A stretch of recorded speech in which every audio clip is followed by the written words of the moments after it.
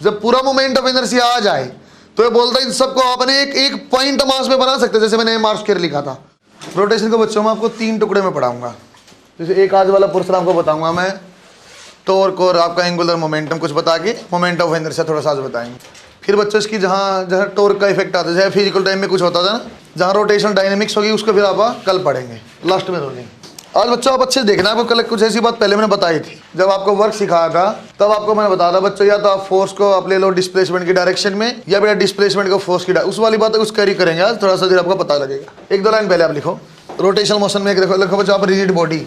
Rigid body कैसी होती है बच्चों, कोई भी अपने पास ऑब्जेक्ट है, यदि मैंने कहीं भी 2 पॉइंट मार्क कर दिया ए और बी, आप कुछ भी कर लो, कहीं भी फोर्स लगा लो, ए और बी दोनों पॉइंट एक रिजिड बॉडी पे लगे हुए हैं, ए और बी के बीच में कभी भी डिस्टेंस या डिस्प्लेसमेंट डी की वैल्यू चेंज नहीं होगी, चाहे घूमे चाहे आगे जाए कुछ भी हो। इसको बोला जाता है बच्चों यहाँ नो डिफॉर्मेशन होता है।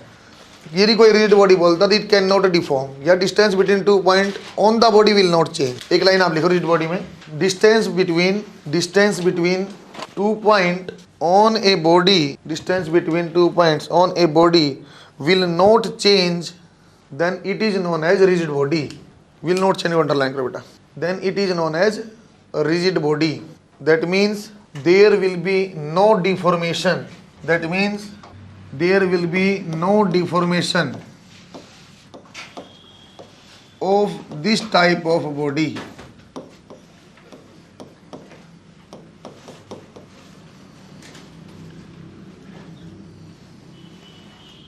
देखो बच्चों एक बार थोड़ा सा और आपका आइडिया लगा, जब तक बच्चों ने सेंटर ऑफ मास नहीं पढ़ा ना, हमने एक पॉइंट तक पढ़ा था, एक पॉइंट होता है उसके ऊपर फोर्स लगेगा, कुछ अलग एक्सेलरेशन जो भी होता है ऐसा पढ़ा था। जब सेंटर ऑफ मास पढ़ा हमने समझ में आया कि सर एक्चुअली पॉइंट नहीं का ऑब्जेक्ट है, इस ऑब्जेक्ट पे कहाँ फोर्स लगाएं, कहाँ एक्सेलरेशन डिस्प्लेसमेंट देखें, उसको सॉर्ट आउट करने के लिए हमने बोल दिया अब सेंटर ऑफ मास निकाल लो, सेंटर ऑफ मास पे फोर्स लगाओ, ऐसा डिस्कशन आप कर लो।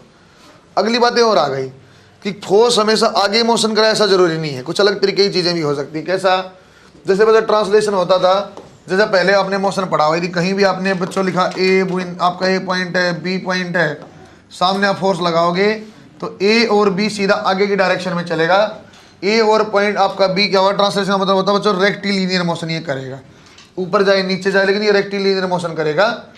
ए और बी का कभी भी एंगुलर डिस्प्लेसमेंट नहीं होगा, एक दूसरे के रिस्पेक्ट में सीधी लाइन पर रहेंगे। रोटेशन कोई ऐसी चीज़ है, इस टाइप का एक ऑब्जेक्ट है, तो बच्चों एक इमेजिनरी लाइन पहले मानते हैं, इमेजिनरी लाइन को बोलते हैं बच्चों एक आएगा एक्सिस ऑफ रोटेशन। ये एक इमेजिनरी लाइन है,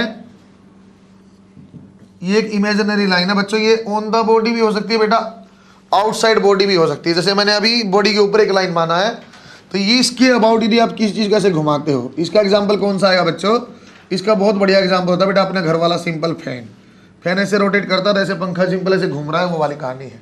तो वहाँ जो अपने पास बीच में एक्सल लगा होता है वो मेरा क्या आ गया, आपका बन जाएगा एक्सिस ऑफ रोटेशन। या और अच्छे से बात किया जाए, जब बच्चों आपकी कार मूव करती है, कंबाइंड मोशन ही देखते हैं बेटा कि कार देखो, आप कार जब आगे चलेगी तो इस टाइप के मोशन, कार के ऊपर जो पॉइंट लगे हुए हैं वो कैसा मोशन में है, ट्रांसलेशन में है। कार के ऊपर जो बिंदु कैसा बेटा, ट्रांसलेशन। जो पहिए का मोशन है, पहिए का आपका क्या एक्सल पे ऐसे पहिया से घूम रहा है, तो पहिए वाला क्या एक पॉइंट के अबाउट हमेशा घूमता है, उसको रोटेशन बोला जाता है। दोबारा देखेंगे रोटेशन में बच्चों आपका ओमेगा, ओमेगा से आप लोग फेमिलियर हैं, ओमेगा होता है एंगुलर वेलोसिटी, आपका ये सेम रहता है, कहीं भी एक पॉइंट होगा, जैसे 1 पॉइंट है, ये 2 पॉइंट है, 3 पॉइंट है, ओमेगा हर पॉइंट का सेम है। यहाँ बच्चों वी आपकी हर पॉइंट की सेम रहती है। ट्रांसलेशन में आपका एक्सेलरेशन, वेलोसिटी या डिस्प्लेसमेंट हर पॉइंट का सेम रहेगा, लेकिन बेटा रोटेशन में आपका क्या सेम रहता है बेटा, आपका ओमेगा सेम रहता है हर पॉइंट का, या आपका अल्फा सेम रहेगा। अब डिफरेंशिएट आप करना जान गए थे, सर्कुलर में वी की जगह ओमेगा और ए की जगह अल्फा आ गया, सही है क्या। थोड़ा सा और आगे अच्छे से पढ़ते हैं। ट्रांसलेशन रोटेशन लिखो, एक एक लाइन लिखवाता हूँ। ट्रांसलेशन और रोटेशन में बच्चों एक एक लाइन लिखो। ट्रांसलेशन में आप लिखो बेटा, ऐसे पैरेलल आपको लिखना जैसे मैंने बनाया था ना, ऐसे ही ट्रांसलेशन में आप एक लाइन लिखो बच्चों, वेलोसिटी कोमा, चलो displacement comma velocity and acceleration, displacement comma velocity and acceleration of all points on an object will be same, of all points on an object will be same। बच्चों यहाँ आपको displacement वाले में doubt आ सकता है, sir displacement कैसे same हो सकती है, ऐसे सेम हो जाएगी बच्चों, जैसे ये ए पॉइंट और ये बी पॉइंट, ये बॉडी यहाँ से यहाँ चली गई तो बी भी यहाँ से इतनी ही दूर चलेगा और ए भी यहाँ से इतनी दूर ही चलेगा। जब बेशक से बी और ए जहां थे वहीं रहेंगे, बी और ए में तो गैप रहेगा, जितना गैप था पहले भी इतना ही, लेकिन बेटा बी जितना आगे गया इतना ए भी तो गया है। वही हमने बोला आपका डिस्प्लेसमेंट, वेलोसिटी और एक्सेलरेशन सेम रहता है। रोटेशन में आप लिखो बच्चों, हाँ लिखो बच्चों इसमें एंगुलर डिस्प्लेसमेंट ब्रैकेट में थीटा, एंगुलर डिस्प्लेसमेंट। बच्चों थीटा आपका यहाँ क्या किया जाएगा, आप जैसे आप यदि रोटेट करते हो, बट किसी ने बोला 20 डिग्री रोटेट कर दो, तो हर पॉइंट अपनी जगह से 20 डिग्री ही रोटेट होगा। Angular displacement comma angular velocity omega and angular acceleration alpha and angular acceleration alpha for all points on an object, for all points on an object will be same. बच्चों आपको ये दिक्कत हो सकती है, sir ऐसा कैसे हो जाएगा, ये बॉडी बच्चों मान लो जैसे मेरा अब ये पेन है बच्चों, ये रोटेशन यदि करता है, एक पॉइंट यहाँ मार्क किया कि यहाँ, सर आप यदि घुमाते तो सर आपने कैसे बोला सेम, थीटा तो अलग अलग है। और एक पॉइंट पे चाहे थीटा की वैल्यू मान लो यहाँ पहले इसके लिए कहीं से मैंने मिलाया, मान लो 20 डिग्री है, इसके लिए 30 है। यदि आपने बच्चों 20 डिग्री से घुमाया तो इसका भी 20 इंक्रीज हो जाएगा, इसका भी इंक्रीज। मैंने वही बोला हर पॉइंट जहाँ जहाँ मार्क किया उसका जो चेंज होगा सबके लिए बराबर होगा, जितना परिवर्तन हुआ सबके लिए आपका ओमेगा भी और अल्फा भी आपका सेम रहेगा। देखो बच्चों एक डायग्राम आप बना लो, छोटा बना बेटा AOR एक्सिस ऑफ रोटेशन, उसके बाद में मैं AOR ही बोलूंगा ना, एक्सिस ऑफ रोटेशन। बच्चों जब भी आपको रोटेशन निकालना है, कुछ भी करना, सबसे पहले आपको आइडेंटिफाई करना पड़ेगा किस एक्सिस के अबाउट रोटेशन है। ये एक्चुअली वही चीज है बच्चों जिसके अबाउट आपका ओमेगा या अल्फा सेम रहा है। एक्सिस ऑफ रोटेशन को लिखा AOR, it is an imaginary line, imaginary को अंडरलाइन, दिखती नहीं है सही, अपने देखा हुआ है बस, अज्यूम किया हुआ है। It is an imaginary line about which all particles of a rigid body, about which all particles of a rigid body rotates with same omega या angular velocity, rotates with same angular velocity। एक line और नीचे लिखो बच्चों, यहाँ छोड़ के इसकी नेक्स्ट लाइन में इसी में लिखो कंटिन्यू में, it may be on the body, it may be on the body or outside body। बच्चों एक इधर ऐसे ही मैंने आपको लिखवाया बेटा, ये बातें आप जानते थे। पहला इंपॉर्टेंट चीज़ आपको पढ़ा रहा हूँ बच्चों, मैं पैरेलल आपको दो चीज़ें पढ़ाऊंगा अभी साथ साथ, टॉर्क आपको पढ़ाऊंगा, अभी आप नहीं जानते क्या होता है, और साथ में बच्चों जैसे मैं टॉर्क आपको कंप्लीट करता हूँ थोड़ी सी बातें बता दूंगा। तो एक यहाँ साथ में लिख रहा हूँ बच्चों मैं एंगुलर मोमेंटम, ये दोनों ही चीज़ें बिल्कुल एक जैसे तरीके से निकालते हैं। एंगुलर मोमेंटम को लिखा जाता है बेटा L, और ये आपको मैंने बताया बच्चों कोई चीज़ एक्सियल वेक्टर हो सकते हैं। कौन सा एक्सियल वेक्टर सर, जो एक्सिस में लगते हैं, लॉन्ग एक्सिस। सर जो भी आपकी चीज़ यदि प्लेन में आउटसाइड या इनसाइड आएगी तो वहाँ पर क्या बोला था बच्चों, एक्सियल वेक्टर होते हैं। सर एक्सियल वेक्टर कब आपने बोला था, हमने बोला था बच्चों आपको सर्कुलर में, जब आपको ओमेगा और अल्फा की बात आई थी। ओमेगा और अल्फा दोनों में देखो बच्चों आपको याद हो क्रॉस प्रोडक्ट होते थे। तो दोनों ही चीज़ें बच्चों आसान चीज़ है, एक बार आपको लिखना सिखा दूँ, फिर क्वेश्चन कैसा भी पूछेगा इसको बहुत आराम से बताऊँगा। देखो कैसा बच्चों, चाहे आपसे एंगुलर मोमेंटम पूछे चाहे आपसे टॉर्क पूछे बेटा, आपको एक बात का ध्यान देना है, आपको ऐसा बताएगा अबाउट एक पॉइंट, जैसे ए पॉइंट में बोलता हूँ तो इसको अच्छे सुन लेना बेटा, सीधा मैं क्वेश्चन करना आपको सिखा रहा हूँ एक्चुअली। अदरवाइज आप जानते हो आर क्रॉस एफ है, वो कहानी आप जानते हो आर एफ साइन थीटा है, वो सीधा सवाल करने का तरीका बता रहा हूँ आपको। आपको ये दो चीज़ें बताएगा बच्चों अच्छे से, एक आपको बताएगा अबाउट दिस पॉइंट आप टॉर्क निकालो, या अबाउट दिस पॉइंट आप एंगुलर मोमेंटम बताओ, ऐसा पूछेगा। एक आपको कहीं ना कहीं अबाउट लिखा मिलेगा, और एक आपको मिला एट लिखा, मान लो बच्चों बी पॉइंट है, ये बोलता हूँ बच्चों में एट है। एट का मतलब क्या होता है सर, जिस पॉइंट के ऊपर फोर्स लगे, force is acting at this point, find out torque about this point, ऐसा आपको सवाल मिलते हैं। तो एक पॉइंट आपको मिलेगा बेटा अबाउट और एक मिलेगा एट। एट का मतलब क्या होता है, एट का मतलब बच्चों जहां आपकी फोर्स लगी हुई है, मान लो एफ है और ये ऐसी थीटा पे साथ आपके लगे, आपको टॉर्क निकालना ए पॉइंट के अबाउट। सेम कहानी यहाँ भी है बच्चों, एंगुलर मोमेंटम में एक मिलेगा आपको अबाउट, जिसके अबाउट आपको एंगुलर मोमेंटम निकालना है, एक मिलेगा एट बेटा, जहां पे आपका मोमेंटम लीनियर मोमेंटम की वैल्यू दी होगी। लीनियर मोमेंटम आपको निकालना था सर, मास यदि पता हो, और वेलोसिटी में जानूंगा तो m/v आपका लीनियर मोमेंटम होता, सही है क्या बच्चों? कैसे सॉल्व करना है सर, यदि फॉर्मूला तो आप बोलोगे तो आ जाएगा r क्रॉस f, सही है क्या? फॉर्मूला आ जाएगा सर r क्रॉस f। तो टॉर्क क्या होगी सर, दो वेक्टर का क्रॉस प्रोडक्ट। आंसर कैसा आना चाहिए बच्चों, वेक्टर आना चाहिए सर। ऐसा यूनिट क्या आ जाएगी सर, न्यूटन मीटर। बच्चों जूल नहीं बोलना है, जैसे मैंने बोला सर वर्क में भी तो यही था, फोर्स इंटू डिस्टेंस या डिस्प्लेसमेंट, जूल था। हीट में भी तो जूल था, इसको जूल बोल देंगे ना। इसकी ऐसा यूनिट का स्टैंडर्ड फॉर्म में बेटा न्यूटन मीटर की फॉर्म में होता है। यदि आप डायमेंशनल फॉर्मूला एक बार क्या आ जाएगा सर, ये आ जाएगा सेम m1L2T-2, ठीक बात है। अब यहाँ देखो, यदि यहाँ मुझे कोई पहली बात तो वेक्टर है बेटा कि क्रॉस प्रोडक्ट हो रहा है, R क्रॉस P वेक्टर, तो आपका L वेक्टर भी क्या है बेटा सर, ये भी एक वेक्टर क्वांटिटी है सर इसका आपका एसआई यूनिट बता दो, क्या एसआई यूनिट क्या आएगा? देखो सर लीनियर मोमेंटम क्या होता था? लीनियर मोमेंटम होता था m इंटू वी, तो केजी मीटर पर सेकंड। यहां क्या लिख दो बेटा मैं? केजी मीटर स्क्वायर पर सेकंड। क्यों? एक आर आपके पास एक्स्ट्रा आया हुआ है। दोबारा देखा सर डायमेंशनल फार्मूला क्या बन जाएगा? m1 L2 और t माइनस। सिंपल बातें, बिल्कुल आसान, आप जानते थे बच्चे। इस सवाल में मुझे कहीं भी वेक्टर दिखाई दे जाए ना, यदि कोई मुझे p बता दे सर क्या लिखा हुआ, और यदि मुझे कोई बता दे r, तो मैं सवाल सोल्व कर लूंगा सिंपल। यदि क्रॉस प्रोडक्ट यदि मुझे करना है, इस फॉर्म में आपको अभी नहीं बता रहा मैं, दूसरे तरीके सीखते हैं बच्चों। एक तरीका ये हो सकता है सर, एक काम करो, f का कंपोनेंट ब्रेक कर लो। ये आ जाएगा बच्चा आपका f कोस थीटा, और एक आ जाएगा बेटा यहाँ आपका f साइन थीटा। तो सीधी सीधी आपको डेफिनेशन बता रहा हूँ बच्चों मैं वर्क के हिसाब से। वर्क वाली डेफिनेशन आप याद करो, मैंने से बताया था बच्चे, या तो फोर्स का कंपोनेंट आप ले लो, डिस्प्लेसमेंट की लाइन में गुणा कर लो, या बेटा डिस्प्लेसमेंट का कंपोनेंट। ऐसा सेम कहानी भी यहाँ मैं बताता हूँ, क्योंकि ये डॉट प्रोडक्ट नहीं है, क्रॉस प्रोडक्ट है। तो आपको मैं ऐसा नहीं बोलूँ इन द लाइन, मैं आपको बोलूँगा परपेंडिकुलर टू लाइन, आप ले लो, आंसर आएगा। देखो कैसा सर, जैसे आपने बोला एक एफ कोस थीटा है और एक एफ साइन थीटा, तो ए से बी की लाइन तो मैं जानता हूँ, इस लाइन में सर आप एक काम करो, परपेंडिकुलर वाले कंपोनेंट की गुणा कर दो, या तो आप साइन आपका फोर्स का कंपोनेंट ले लो, तब भी आंसर आएगा। या अब इसका छोटा मैं यहाँ बनाना बेटा, ये आपका ए था, ये आपका बी था, और ये आपका एफ ऐसे थीटा था। यह एक तरीका क्या है सर, यदि ये आर वेक्टर है तो एक काम करो, फोर्स की लाइन ऑफ एक्शन को आप पीछे बढ़ा लो, बढ़ा ली फोर्स की लाइन को, एक चीज बढ़ा लो बेटा, तो आर को आगे कर लिया, फोर्स को ब्रेक किया, गुणा कर दिया। लेकिन अब कौन सा कंपोनेंट? पैरेलल वाला नहीं, परपेंडिकुलर कंपोनेंट। क्यों? क्योंकि सर क्रॉस प्रोडक्ट है। दोबारा देखो, या तो बच्चा फोर्स की लाइन ऑफ एक्शन को आगे ले जाओ और परपेंडिकुलर डिस्टेंस से आप गुणा कर दो। या मैंने क्या किया था, लाइन सेम रखा था और फोर्स का परपेंडिकुलर कंपोनेंट मल्टीप्लाई किया। दोबारा देखा सर, यदि आर है तो ये भी थीटा, सर यदि आर है जिसके साथ एंगल आर कोस थीटा, जिसके साथ नहीं है तो क्या बेटा आर, इसको आप ऐसा भी लिख सकते हैं F as it is R sine theta. Sir फर्क क्या पड़ रहा, वही तो आप लिख रहे हो F R sine theta, F R sine theta, फर्क ये सेम वही पड़ रहा जो आपको वर्क निकालने में मैं सिखा रहा था। अरे सवाल तो वही है, जैसे वहां एफ डॉट डी था वही आंसर आ रहा था, एफ डी कोस थीटा बोल दो, या F cos theta into D बोल दो, या एफ गुणा में डी कोस थीटा, लेकिन सवाल आसान हो जाता था। सेम कहानियां मैं बोल रहा हूं सर, आंसर तो आएगा आर क्रॉस एफ, वो आंसर आपका आएगा आर एफ साइन थीटा। उसको लिखने का दो तरीका है, जो आपका आसान लगे।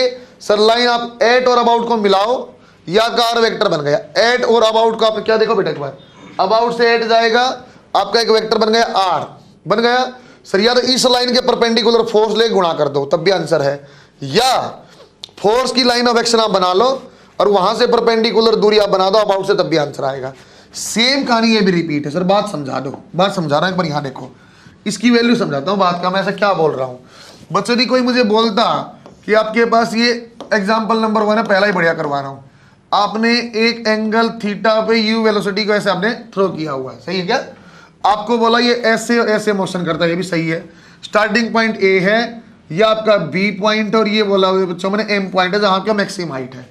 अब मुझसे पूछता है, आप एक बात बताओ, अब टॉर्क निकाल दो किसके अबाउट, आप अबाउट ए निकालो, कब? व्हेन, जब आपका पार्टिकल आपका है एट मैक्सिमम हाइट। समझे बच्चों? सवाल देखना बेटा मैं इसको कितनी सरलता से बनाऊंगा। ऐसा पूछा एक बार मुझे बोला टॉर्क बताओ सर, ए पॉइंट के अबाउट ही बताओ, when particle is at point B. आपसे दो बातें पूछी, सेम सही है। दोबारा है मुझसे पूछा, इसी का एग्जांपल आप बताओ sir, angular momentum about A when particle कहां पे है बेटा, पार्टिकल एट मैक्सिमम हाइट। देखना बच्चों सवाल आपने पहले किया, आप कितना सरलता से बनाऊंगा।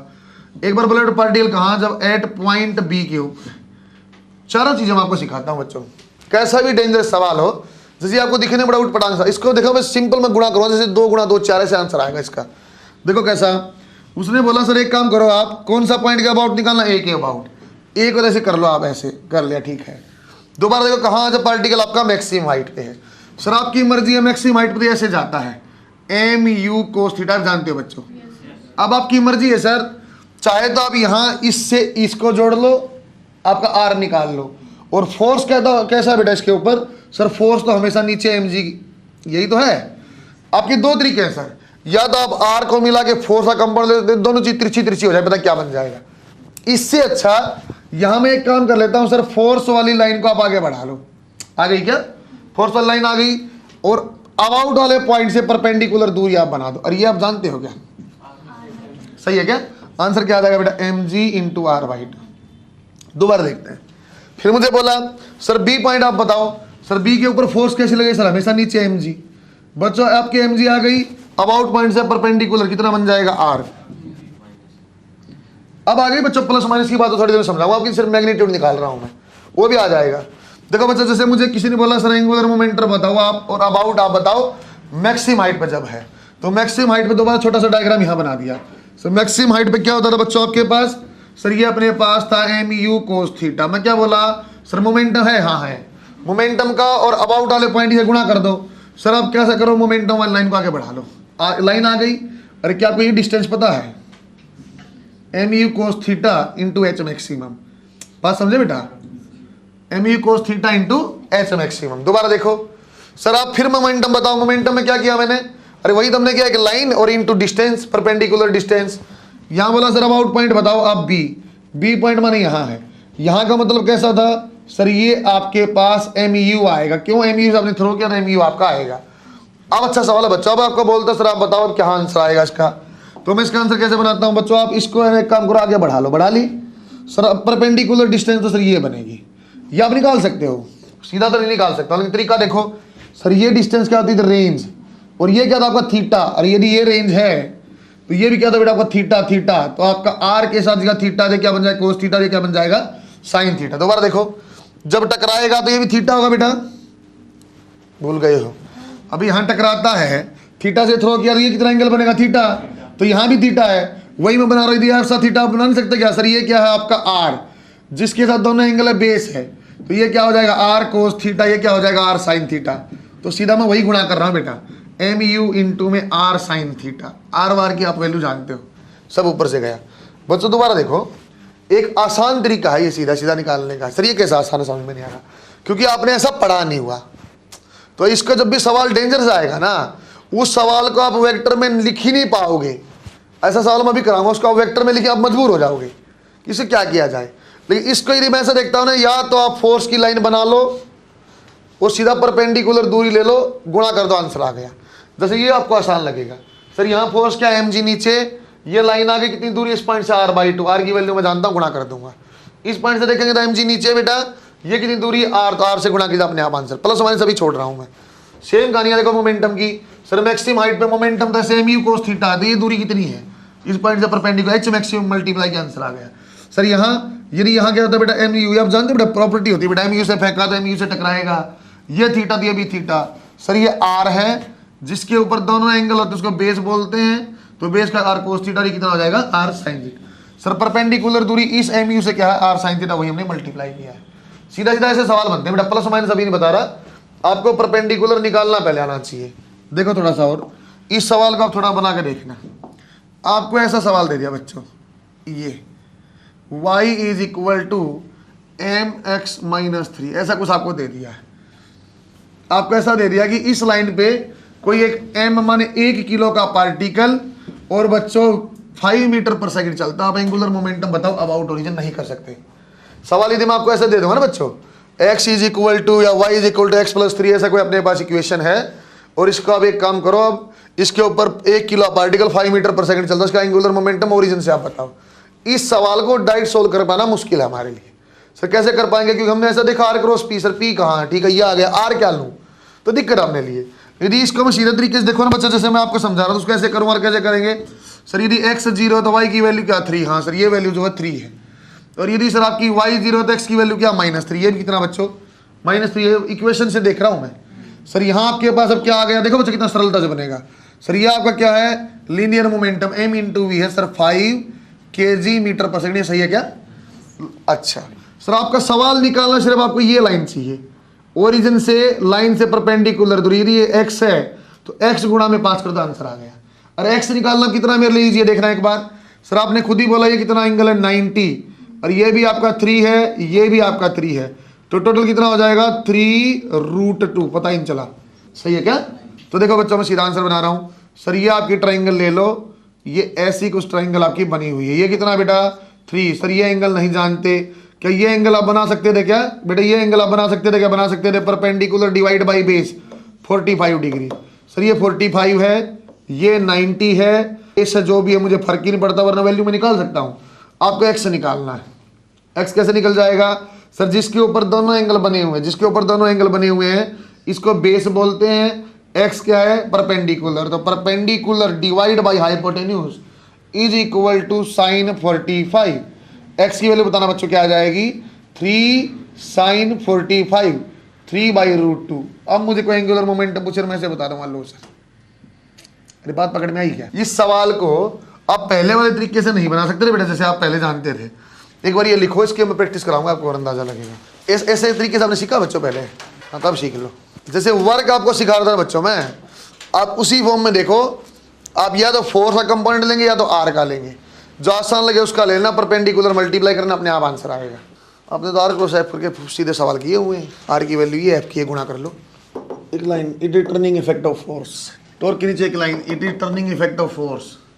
एंगुलर मोमेंटम के नीचे एक line, it is turning effect of linear momentum. Torque के नीचे एक लाइन है ना, it is turning effect of force. Angular momentum के नीचे भी एक लाइन आ जाएगी, it is turning effect of linear momentum. It is turning effect of linear momentum. Plus या माइनस से क्या चीज है वो आपको थोड़ी देर में वो आपको लिखना है बेटा। अबाउट और एट वैसे लिखना है, क्योंकि आप प्रीवियस ईयर में क्वेश्चन जब करने जाओगे ना, एक का आंसर आपका माइनस एक्स्ट्रा आने लग जाएगा। आपको लगा आंसर में एरर है, आंसर में एरर नहीं होगा, वो आपने एट और अबाउट ढंग से नहीं देखा हुआ। अगले वाले पार्ट को अच्छे से लिखिए, उसे दोबारा आपके सामने बना रहा हूँ। अब दोबारा लाइन से परपेंडिकुलर डिस्टेंस लेना, आसान चीज़ें हैं बच्चों। आप चाहो तो मैं सर रट्टा मरवा दें, जैसे हमने पहले मारा हुआ R cross F, R F sine theta, वो मेरे ज़रा यूज में नहीं आएगा। या इस सवाल को आपको सोल्व करने में ना बेटा पॉइंट मार्क करने पड़ते, फिर आप आर वेक्टर बनाते, फिर आपको टाइम लगता है। इससे अच्छा मैं सीधा गुणा करूँगा और डायरेक्शन निकालने में आपको साथ में सिखाऊंगा। उस जॉब को नेक्स्ट पेज पे मैंने किया उसको दोबारा मैं बनाऊंगा। आप सवाल अच्छे से लिखो, दोबारा आपको बना के दिखा रहा हूँ पूरा। इस बार आप साथ साथ ढंग से देखना। देखो एक बार, an object of mass m is projected with velocity u at an angle theta with horizontal, at an angle theta with horizontal. Find out torque about point a, find out torque at about find out torque about point A when particle is at a maximum height, when particle is at a maximum height and when particle is just strike with ground, when particle just strike with ground। बच्चों आप आराम से सुनो बेटा, सवाल को मैं साफ साफ डायग्राम बना के अच्छे से बना रहा हूँ, दोबारा आप समझना। अब किस तरह को मैं कैसे कर रहा हूँ और कैसे मैं डायरेक्शन में निकाल रहा हूँ बच्चों। अब आपको एक बात दिमाग में अच्छे से, अब दोबारा बना रहा हूँ बेटा, बच्चे सुन लो। आपको एक दो बात क्लियर होनी चाहिए बच्चों। सर हमें एट चाहिए जहां फोर्स लगी हुई है, अबाउट चाहिए जहां से हमें टॉर्क निकालना, जिसके अबाउट हमें टर्निंग इफेक्ट देखना है। देखो दोबारा, सर आपने ऐसा थ्रो किया हुआ है, आपने बोला मैक्सिमम हाइट, तो मैं यहीं तक का पॉइंट बनाता हूँ। मैक्सिमम हाइट के ऊपर जब पार्टिकुलर कैसा फोर्स है, मेरे ख्याल से सिर्फ एक फोर्स आ गया बेटा नीचे की डायरेक्शन में mg, सही है क्या? सर इस पॉइंट के अबाउट आपको टॉर्क निकालनी है, तो उसका एक आसान तरीका ये बनता है बच्चों, आप फोर्स वाली लाइन ऑफ एक्शन को आगे बढ़ा लो।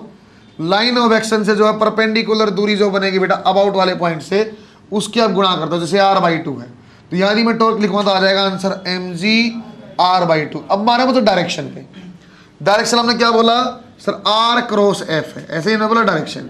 और a क्रॉस b की डायरेक्शन कैसे निकाल रहे, a पे हाथ रखा, b की तरफ घुमा दिया, डायरेक्शन ऐसे करते थे बच्चे। आने कोई r क्रॉस ये f देखता हूं तो मैं, सर r कैसा, सर ऐसा मेरा r है, सही है क्या बेटा? टेल मिला के डायरेक्शन देखना बच्चा, हमेशा हमेशा डायरेक्शन की अब टेल मिला के देखना। जैसे मैंने आर ऐसे बनाया तो एफ तो ऐसे है, ऐसे को मैं ऐसे नहीं बना सकता क्या? अरे हमने क्या बोला है, वेक्टर को ट्रांसलेट करो, कोई दिक्कत नहीं, सेम एज इट रहता, वेक्टर में लिखवा रखा है। आर के ऊपर हाथ रखा, एफ की तरफ घुमा दिया, कहाँ डायरेक्शन चली गई बच्चों? अंदर की डायरेक्शन में। कहाँ चली गई बेटा? अंदर की डायरेक्शन में। अंदर वाली डायरेक्शन का बच्चों हम नेगेटिव ले लेंगे, सही है क्या? जब आपकी इनवर्ड डायरेक्शन होगी उसको हम नेगेटिव ले लेंगे। आप किसी को कुछ भी ले लेने से मुझे कोई दिक्कत नहीं, वो जनरली स्टैंडर्ड बनाना चाहता हूं, तो इसलिए मैं अंदर को आपको नेगेटिव, बाहर वाले को पॉजिटिव लेंगे। कैसे पता चला बच्चों? वेक्टर को कहीं ट्रांसलेट करो, कोई दिक्कत नहीं। आर इस पॉइंट से तो आगे बना दिया, फोर्स नीचे डायरेक्शन में, टेल से मैं नीचे बना दिया, कोई दिक्कत नहीं, डायरेक्शन भी आ गई। दोबारा देखो, आपने बोला सर जस्ट जब स्ट्राइक किया तब बताओ। स्ट्राइक किया यहाँ करेगा सर, आपका ये आपका ए पॉइंट, कैसे मैं सोच रहा हूँ देखना आराम से। सर एंड पॉइंट में जब स्ट्राइक किया तो सर फोर्स कहाँ है? नीचे की डायरेक्शन में mg। सर फोर्स की लाइन, गजेंद्र इसको रोक के आओ यार, फोर्स की डायरेक्शन क्या बेटा? आपकी लाइन ऐसे बन गई इस पॉइंट से। सर इस पॉइंट से परपेंडिकुलर दूरी आप निकालना जानते हो? हाँ जानता हूं। बच्चे यहाँ से यहाँ की दूरी का क्या बोला जाता था बेटा, रेंज बोला जाता था। तो यहाँ टॉर्क में निकालूंगा M G into R. Sir plus minus भी बता दो, यहाँ बता रहा हूँ कैसे। आर वेक्टर था ऐसा बेटा, एफ वेक्टर कहाँ, नीचे की डायरेक्शन में, और आर क्रॉस एफ करें फिर भी आ जाएगा नीचे। चाहो तो बच्चा वैल्यू पुट कर देना, एम जी आर की वैल्यू क्या थी बेटा, U square divide by G sine 2 theta. सही है क्या। सेम यहाँ भी कहानी कर सकता था बच्चों में, एम जी आर की वैल्यू क्या थी बच्चों, U square divide by G sine 2 theta. अरे आपको प्रोजेक्टाइल पढ़ने को तो एक बार पढ़ाया, कोलिजन में भी उसका इफेक्ट दिखाया मैंने, टिप्पा खाने वाली बॉल वाला, और यहाँ भी उसका लॉजिक बनता। सही है क्या, बना चावल। अरे अब बात पकड़ में आ रही है आपको। अब इसको मैं और स्पष्ट करते जाऊंगा तो आपको अच्छा लगेगा। आपको अबाउट पॉइंट से परपेंडिकुलर दूरी लेनी, कहाँ की, एक्सिस वाली की।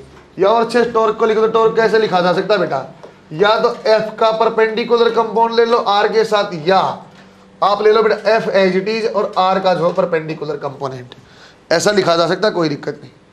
अरे जो आपने किया ना सवाल तो आप ऐसे बना ही लोगे, उसके मैं बनाऊंगा नंबर तीसरे वाला सवाल बाद में। आज जाके जैसे ये किया ना शुरुआत में, ऐसे जाके वर्क वाले दोबारा नोट्स देखना।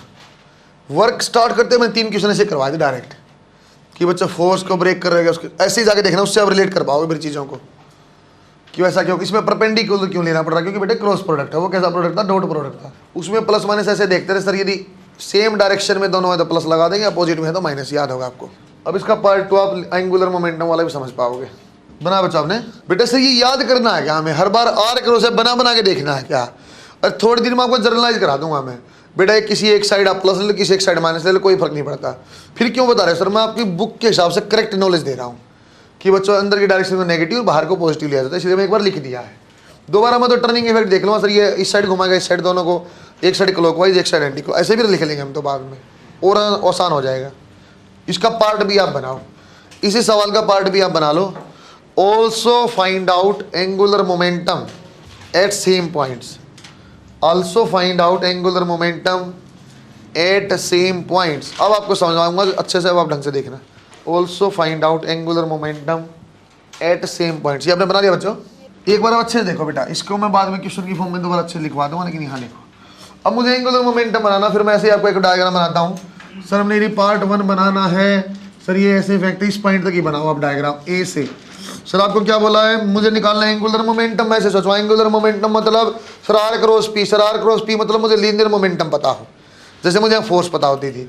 सर आई एट इस पॉइंट पे बच्चा आप लीनियर मोमेंटम बता दोगे, वेलोसिटी होती थी बच्चा यू कोस थीटा की डायरेक्शन में, क्या बन जाएगा बेटा, एम यू कोस थीटा। सही है क्या सर। जैसे अपने पास लीनियर मोमेंटम आ गया, अब एक काम कर लो, इसकी लाइन को आगे बढ़ा लो। सर इस पॉइंट से लाइन तक की परपेंडिकुलर दूरी आपको लेनी, आंसर आ जाएगा। सर परपेंडिकुलर दूरी यहाँ क्या बेटा, एच मैक्सिमम। रेंज आप निकालना जानते हैं, ऐसे ये भी जानते हो। सर एंगुलर मोमेंटम आ जाएगा आपका M U cos theta into H maximum. बच्चों एच मैक्सिमम की वैल्यू भी आप जानते हो, लिख देता हूँ। Sir M U cos theta ऐसा का ऐसा, एच मैक्सिमम में याद होगा आपको कैसे निकालते थे, रिमाइंड करा रहा हूँ, ऐसे निकालते थे सर। मैक्सिमम हाइट और time of flight only dependent on vertical component. Sir vertical component क्या है, यू साइन थीटा। ऊपर फेंकते थे सिंपल यू से, आंसर आता टाइम का 2u/g। हाइट आती थी you square divide by 2g, तो यू की जगह क्या आ जाएगा, you square sine square theta divide by 2g। Answer आएगा जो भी आना होगा। सर डायरेक्शन बता दोगे, अब अपने आप समझ जाओ कैसे बतानी है। सर बेटा आर वेक्टर कहाँ, ऊपर है। सही है क्या, R cross P, R vector कहाँ बेटा, ऊपर, अबाउट से देखना है। और ये कहाँ P, sir R cross P, R के ऊपर हाथ रखा, क्रॉस की तरफ घुमा दिया, अंगूठा जो आ रहा है क्रॉस प्रोडक्ट अंदर की डायरेक्शन में आ गया, इसलिए बच्चों इसको भी मैंने क्या लगा दिया, माइनस साइन। सही है क्या। दोबारा देखो इसी का दूसरा पार्ट, ये अच्छे समझना आप। सर ये ऐसे टकराया, सही है क्या, ऐसे टकराया था सर। हम जानते हैं जो एम यू यहाँ था और थीटा एंगल था, सेम यहाँ भी एम यू ही होगा और यहाँ भी थीटा होगा। बच्चों ये प्रॉपर्टी होती है स्ट्रेट लाइन की भी, आप जानते हैं। सेम पॉइंट पे सेम वेलोसिटी होगी। Sir you cos theta same है, ऊपर यू साइन थीटा, तो अब नीचे यू साइन थीटा आ जाएगा, हमने देखा हुआ है। सर ये थीटा है। सर मुझे चाहिए क्या, सर आप लाइन को आगे बढ़ाओ, पी वाले लीनियर मोमेंटम वाली लाइन को आगे लेके जाओ। लीनियर मोमेंटम वाली लाइन को मैं ऐसे लेके गया बच्चों, ऐसे ऐसे ऐसे ले गया, जैसे भी होगी। सर अब ये दूरी आप जानते हो, हाँ सर आर है। सर मैं ये नहीं चाहता हूँ, मैं क्या चाहता हूँ, परपेंडिकुलर निकालना। दो तरीका बता इसका निकालने का, दो तरीका कैसा। सर अब ये ऐसा क्यों बनाना चाहते हो, मेरा मुश्किल लग रहा, मैं तो होशियार लड़का हूँ, मैं तो कैसे सोल्व कर लेता हूँ। आपने बोला तो पी को तोड़ लिया तो आर को तोड़ लो। सर क्या पी को तोड़ना आसान है, अरे आप पी को तोड़ना आसान, ये एम यू क्या बन जाएगा, एम यू कोस थीटा, ये क्या बन जाएगा बेटा एम यू साइन थीटा। क्या आंसर सीधा लिख सकता हूं मैं M U sine theta into R. अरे मैंने ऐसे ही तो बोला, या तो आप आर को तोड़ लो या तो एफ को तोड़ लो। बच्चों इसको मैं ऐसे भी तोड़ सकता था सर, ये क्या है एम यू कोस थीटा, ये क्या आ जाएगा एम यू साइन थीटा, और ये क्या बच्चा आपका एम यू कोस थीटा। इसका मुझे फर्क ही नहीं पड़ता, आंसर क्या आ जाएगा sir M U sine theta into R. वही आंसर आ रहा है जैसे पहले निकाला था, वही आ रहा है। क्या डायरेक्शन भी वही रही? हाँ वही रही। कैसे सर? आर वेक्टर कहाँ आगे, सर एम यू कहाँ नीचे, आर क्रॉस एफ, सर अंदर की डायरेक्शन चलेगी। बात समझ में आई क्या? यदि मैं इसका कंपोनेंट ना लेता फिर मैं क्या करता, सर ये आर है तो ये भी थीटा, ये थीटा है तो ऐसी परपेंडिकुलर लाइन बनाएंगे, दोनों एंगल एक लाइन पे बेस है, आर कोस थीटा और ये आर साइन, तब भी वही आता M U into R sine theta. बात समझ में आई क्या? जो आपको सुलियत लगे, तो मुझे सुविधा किस में लगी, मुझे सुविधा इसमें लगी आप एम यू को आपको एम यू को ब्रेक करना ज्यादा आसान है, एम यू को तोड़ लो सर। सही है क्या बेटा? बनाओ शाबाश। अरे बात पकड़ पाए हो आप? गुड बच्चों, ये वाला मेथड कई गुना आसान है। जब भी आपको ज्योमेट्री में सवाल कितनी भी खतरनाक फिगर आएगी, कंसेप्ट आपका अच्छा ना, तो सिर्फ आपका टॉर्क निकालने में 2 पॉइंट पे ध्यान जाएगा सर। अबाउट बता दो, एट बता दो और फोर्स मुझे बता दो, मैं फोर्स को या आर को तोड़ के आंसर निकाल दूंगा। तो गुणा करना तो तुम्हें वैसे ही आता है, अदरवाइज क्रॉस प्रोडक्ट तो हमने पहले सीखा हुआ है। आर मैं आपको सीधा दे दूंगा, एफ आपको दे दूंगा, तो आंसर तो गुणा तो कर ही दोगे। अरे इसमें किसी को डाउट है क्या? ये मास्टर ऐसे कैसे बना रहा अलग से, इसमें किसी को डाउट है क्या अलग कैसे बना रहा हूँ? मैं आपको बताया बेटा, वेक्टर को ट्रांसलेट करो कोई दिक्कत नहीं, आपको लिखवाया बकायदा है ना। और नोट पढ़ते हो कि नहीं जाके पीछे, कम से कम शुरुआत वाले चैप्टर के भी डबल स्टार पीएमटी और नोट पढ़ लिया करो। वो सीधे सीधे इंपॉर्टेंट पॉइंट होते जो आगे हमें काम आएंगे, हम जानते, इसलिए मैंने वहाँ लिखवाया हुआ है। तो वेक्टर में लिखवाया, चाहे वेक्टर को ट्रांसलेट कर दो कोई दिक्कत नहीं, चाहे फ्रेम को ट्रांसलेट करो या फ्रेम को रोटेट कोई दिक्कत नहीं, लेकिन रोटेट किसको कर दो, वेक्टर को रोटेट किया तो चेंज हो जाएगा। लिखवाया आपको मैंने। वेक्टर के कितने कंपोनेंट हो सकते हैं? इनफाइनाइट। समझे क्या? 2 नहीं होते हैं बेटा, 2 तो इसलिए ठीक है, एक्स वाई पे हमने एक प्लेन में 2 किया, ठीक है। चाहिए एक प्लेन में इनफाइनाइट कर लो, कौन मना कर रहा है? एक टाइप का सवाल ये, इस जैसे ये सवाल आ जाता है बेटा अब, तो इस सवाल को किसी और तरीके से कर पाना मुश्किल है अपने लिए। इसको यहाँ कर पाना आसान है, कर पाते हैं किसी और से तो आप इनिशियल पॉइंट निकालते, फाइनल निकालते, एट माइनस अबाउट करते, तब जाके लंबा सवाल बन जाता। समझे क्या? और फिर मोमेंटम की आपको डायरेक्शन नहीं पता, यूनिट वेक्टर मल्टीप्लाई करते हैं, मैग्नीट्यूड अलग दिया हुआ है, तब डायरेक्शन निकलती, फिर गुणा करते, बहुत लंबा सवाल होता है वो। इसके लिए आर क्रॉस एफ से आप करने चले गए। तो आखिरी बार सवाल पूछ रहा हूँ, ये शंका तो नहीं है सर आपने M U cos theta M U sine theta क्यों कर दिया, आर क्यों नहीं कर रहे? वो मेरी मर्जी है, जो मुझे कन्वीनियंट लगेगा, या तो मैं एफ को या पी को ब्रेक करूंगा या तो मैं आर को ब्रेक करूंगा। सही है क्या? इसमें मुझे एम यू को या पी को ब्रेक करना ज़्यादा आसान लगा। एक सवाल और देखो आप, पीएमटी लिखो उसके ऊपर। टॉर्क वाला सवाल जो पहला को करवाया उसका सवाल पेपर में आने की संभावना अच्छी है। टॉर्क वाला आसान होता है, उसका पूछे जाने की संभावना अच्छी। जो पहले वाला सवाल हमने किए तो प्रोजेक्टाइल में टॉर्क वाला देखो बच्चे, एक बार एक सवाल को लिखो। ए particle of mass 1 kg, A particle of mass 1 kg is moving with velocity 5 meter per second, is moving with velocity 5 meter per second along a straight line, along a straight line, सामने लिखा बेटा y is equal to x plus 3, along a straight line y is equal to x plus 3, find out angular momentum, find out angular momentum of this particle about origin, angular momentum of this particle about origin। बच्चों देखो ऐसा सवाल था आपका, अच्छे सुन लो बेटा, दोबारा आप लोगों के बनाना, सिंगल स्टार भी बनाया है सवाल के ऊपर। सवाल का सर शुरू कैसे करूं? सर सवाल अच्छे सुन लो मेरी बात पहले अब ढंग से, लास्ट टाइम बता रहा हूँ इस टाइप का सवाल में। सर इस सवाल का मैं शुरू कैसे करूँ? डेंजरस सवाल है। मूविंग बोला सर क्या मुझे चाहिए? एंगुलर मोमेंटम आपको निकालना, मुझे चाहिए आर और पी चाहिए। क्या इस सवाल में पी आप बना पाएंगे? हाँ सर, एम इंटू वी दोनों चीज दिया हुआ है, लेकिन सर मुझे तो पी चाहिए वेक्टर फॉर्म में, मुझे पी चाहिए वेक्टर फॉर्म में। आप तो सिर्फ मैग्नीट्यूड बता रहे हो, एम इंटू वी, डायरेक्शन कहाँ है, आर कहाँ पता नहीं। तो एक सवाल को फिर आप इस सवाल को कर पाना बेटा बहुत ही ज्यादा आसान बन जाता है। कहाँ से? सीधा मैं बना के देखता हूँ कैसे। फिर ऐसा कुछ हो सकता है कि आप लाइन बना पाओ मोमेंटम वाली, अरे खुद ही उसने बता रखा स्ट्रेट लाइन पे जा रहा है। तो देखो ये मेरे पास इक्वेशन, देखो मैं कैसे इसको इक्वेशन बनाता। सर हम छोटे छोटे बच्चे ऐसे एक्स और वाई लिखा, कैसे निकालेंगे सर? एक बार एक्स को 0 एक बार वाई को 0। बच्चों इधर किया बेटा, एक्स को एक्स पर 0 किया, एक्स 0 तो वाई की वैल्यू क्या है 3। सही है क्या? जब वाई को 0 किया तो एक्स की वैल्यू क्या, -3। तो सर इस लाइन के ऊपर जा रहा है सीधा सीधा, उसने बताया है। सही है क्या? और इसकी वैल्यू क्या है सर? एम यू जो भी आएगा आ जाएगा। अच्छा उसने बोला सर यदि ये 3 है ये 3 यदि ये एंगल थीटा बता दोगे, हाँ बता दूंगा। कैसे बता दूंगा सर, tan थीटा होता है परपेंडिकुलर बाई बेस 1 आ गया, थीटा की वैल्यू क्या है 45, सही है क्या। अब इसको अलग से बना दिया, ये बना दिया सर, ये कोण आपके पास आपका 45 हो, ये आपका 3 और ये आपका 3 है। सर आपको 2 चीज़ चाहिए, देख कौन सी चीज़, जिस लाइन पे चलेगा सर ये बना दिया m/v माने 5 kg मीटर पर सेकंड। एक चीज़ आपको क्या चाहिए थी बेटा, एक हमें चाहिए थी बेटा परपेंडिकुलर डिस्टेंस, किस पॉइंट से, अबाउट पॉइंट से। सर ये दूरी बन जाए ना, आंसर आ जाए। ये दूरी बनाने के लिए फिर से आपको अलग ट्रायंगल बनाई बच्चों मैंने, SC, ये कितना 45, ये कितना 90, आपको रट्टा मरवाता हूँ ना भयंकर। जिसके ऊपर दोनों आपका कोण होता है उसको क्या बोलते हैं बेटा, बेस बोलते हैं। इसके सामने वाले क्या बोलते हैं, परपेंडिकुलर। ये आपका क्या बन गया, हाइपोटेन्यूज। तो साइन आप देखो बेटा, इसकी वैल्यू यदि मान लिया x है तो क्या करूँ, x माने perpendicular divide by hypotenuse is sine 45। x की वैल्यू कितनी आ जाए बेटा, 3 डिवाइड बाई √2। x अपने पास आ गया, ये अपने पास है, तो l की वैल्यू आ गई सर 3 √2 r आ गया, और ये 5 है 15 √2। बच्चों मुझे बताओ इसकी डायरेक्शन क्या होगी। इस सवाल में टॉर्क अंदर है कि बाहर है, क्योंकि डायरेक्शन तो आई ऐसे ही, इन द प्लेन उसके अपोजिट आई है, बाहर आई अंदर, क्योंकि मैं जानता हूं टॉर्क जो होती है, क्रॉस प्रोडक्ट जो होता है सर, वो दोनों के ही परपेंडिकुलर आएगा, आर के भी और एफ के भी। वो कब संभव हो, जब आउट ऑफ प्लेन या इनसाइड प्लेन होगा। बना के देखो। अरे इनसाइड कितना बोल रहे हैं, कोई नहीं बोल रहा, बोल रहे इनसाइड भी।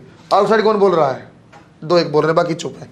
देखो कैसे मैं कैसे बनाऊंगा सर, ये पॉइंट पकड़ लो, इस पॉइंट से सर आर ये है, सही है क्या। ट्रांसलेट किया सर, ये आपका पी है, आर क्रॉस पी, सही है क्या। कैसे किया बेटा, मैंने आर के ऊपर हाथ रखा, पी की तरफ घुमा दिया, आर क्रॉस पी अंदर गया, सही है क्या। और अब कुछ समझ में आया आपको, बनाओ शाबाश। आर वेक्टर कहाँ से बनाता था मैं, अबाउट से 8 तक मिलाते थे, अबाउट से 8। अब सवाल कराऊंगा डेंजरस। हम मेरे ख्याल से बच्चे आपका क्वेश्चन क्लियर हुआ होगा अच्छे से। डायरेक्शन से बनाएंगे बेटा, अबाउट पॉइंट से 8 तक। अब लाइन तक सीधी लाइन बना था, अबाउट से आगे गए, अबाउट किसका था, अबाउट ओरिजिन था, ओरिजिन सीधी लाइन बना दी सर, ये आर वेक्टर इस दिशा में जाएगा, इस डायरेक्शन में जाएगा, ठीक है बेटा। और पी वेक्टर कैसा, ऐसा है, पी को मैं ट्रांसलेट कर लेता हूँ ऐसा। तो क्रॉस प्रोडक्ट निकालने का तरीका बेटा, ए क्रॉस बी की यदि आपको डायरेक्शन निकालनी है, हाथ को ऐसे ए पे रखो और बी की तरफ घुमा दो, आंसर आ जाएगा। तो बेटा ये क्या, आर क्रॉस पी, हाथ को आर के ऊपर रखा सर, ऐसे रख लो ना, ऐसे रख लो मतलब घुमा नहीं पाऊंगा, उल्टी साइड घुमाना पड़ेगा ना, मुझे पी की तरफ घुमाना, इसलिए ऐसा रखा, पी की तरफ घुमा दिया, अंदर गए, सही है क्या। बना बच्चों, बच्चों ये सवाल है बेटा, ये आएगा तो आप इसको आर क्रॉस एफ सीधा कर नहीं सकते हो, है बहुत आसान। अरे करना ही क्या पड़ा, एक्स निकालना पड़ा बस, वो तो मैंने आपको अलग अलग बता दिया, वरना आप समझदार बच्चा से सर ये 3 तो बराबर है, तो 45 आ गया, और एक्स निकाल दो फटाक से, परपेंडिकुलर साइन वाला। ऐसे आसान सी चीज़ है, वैसे मैंने आराम से बताया, इसलिए टाइम लगा। आगे लिखो आप, बनाया क्या, एक सवाल आप बना के देखो, जो आप जानते ना गुणा करने वाला, करके देखो आप। देखो एक बार, ए फोर्स, सामने लिखो बेटा, a force I + 2j - k, a force is acting at origin, सामने लिखा बेटा, ए फोर्स सामने लिखा हुआ है, acting at origin, then find out its torque about point A, find out torque at point A. दोबारा बोलो, a force acting at origin, find out torque about point A, सामने लिखा हुआ बेटा। सवाल आप बनाओ, एट और अबाउट को अंडरलाइन कर लेना बच्चों, पीएमटी इसके ऊपर आप लिख लो, इस सवाल के ऊपर पीएमटी आप लिख लो, 2, -2, 5। फोर्स कहाँ लगी हुई बच्चों, ओरिजिन पे। अबाउट कहाँ, ए के अबाउट निकालना है। तो पहली बात आपको समझ में आनी चाहिए सर, वेक्टर फॉर्म आप बना पाओगे, हाँ बना देंगे, 2, -2, 5, आर क्रॉस एफ आएगा, समझे क्या। ये हम जानते हैं क्या, फोर्स दिया हुआ सर, दिया हुआ है क्या, आर दिया हुआ है, आर तो सर रट्टा मारा हुआ, लो आर वेक्टर क्या बन जाएगा, 2i कैप माइनस, समझे क्या, 2i cap - 2i j cap +5। Sir सही बिठाएगा रट्टा, नहीं गलत तरीका है, इसलिए मैं बार बार बोला बेटा, आप एट और अबाउट को अंडरलाइन करो, एट और अबाउट को अंडरलाइन करो, फिर जिस बच्चे ने समझा हो तो बात समझ पाएगा। शुरू से मैं बना रहा, ऐसे बना रहा बच्चों की, आर वेक्टर कहाँ से स्टार्ट हुआ था, अबाउट से। जिस बच्चे ने ढंग से देखा, मैंने बोला बेटा आर वेक्टर कहाँ से स्टार्ट हुआ था, अबाउट से, कहाँ गया था, 8 तक, सही है क्या। और कोई भी वेक्टर बनाने का तरीका क्या होता है बेटा, फाइनल माइनस इनिशियल। तो जब भी आप आर वेक्टर बनाओगे ना बच्चों, एक्चुअली आप लिखोगे 8 - अबाउट, इसको सामने लर्न में लिख लेना, इसको अब लर्न में कर लेना। पीएमटी वाला बहुत बदमाश होता है, उस सवाल को इस फॉर्म में पीएमटी ने पूछा था कि आप जानते हो एक क्या फर्क आ गया, एक्स्ट्रा माइनस आएगी, तुम सोचोगे आप आंसर तो आ गया, ऑप्शन ए है। अरे समझे क्या, आप अबाउट माइनस ऐड करते हो कि जल्दबाजी, क्योंकि ओरिजिन पे फोर्स लगा के देगा नहीं आपको, लगा ओरिजिन के अबाउट निकालना होगा, उल्टा आप सोचते हो। तो एक्चुअली याद करना है सर, एट माइनस अबाउट करना, तब आपका आर वेक्टर आएगा। जब कंसेप्ट समझा, अगर मैंने ऐसे बनाया था बार बार अबाउट से एट पे लेके गया था। अब अभी आर वेक्टर जब बनाओगे तो ऐसा बनेगा सर, एट क्या है 0 i cap, 0 j cap, 0 k cap, और अबाउट क्या है 2 i cap, 2 j cap plus 5 k cap. तो एक्चुअली आर की वैल्यू चेंज हो जाएगी बेटा, -2i प्लस 2j और -5k। समझे क्या? अब सवाल करना आसान है सर, एक काम कर लो, i j और k, आर पहले तो पहले आर की वैल्यू लिखी जाएगी -2, 2 और -5। एफ की वैल्यू क्या थी बेटा? एफ की वैल्यू क्या थी? i प्लस, सही है क्या? अब मेरे ख्याल से कोई दिक्कत नहीं। कैसे करते थे सर, i पहले एक ब्रैकेट लगा रहे, फिर -j एक ब्रैकेट लगा रहे, फिर क्या था बेटा प्लस के, फिर अंत में एक ब्रैकेट लगा रहे। इस टाइप से सवाल सोल्व करते थे। कैसे सर? ये एज इट इज, इसकी डायरेक्शन चेंज, ऐसे करते रहेगा, ये एज इट इज, यहाँ पे साइन चेंज। i वाले को छोड़ दो, i वाले को छोड़ दो, 2 इंटू -1 -2, 2 इंटू आपका ये प्लस कर देंगे। सही किया क्या बेटा?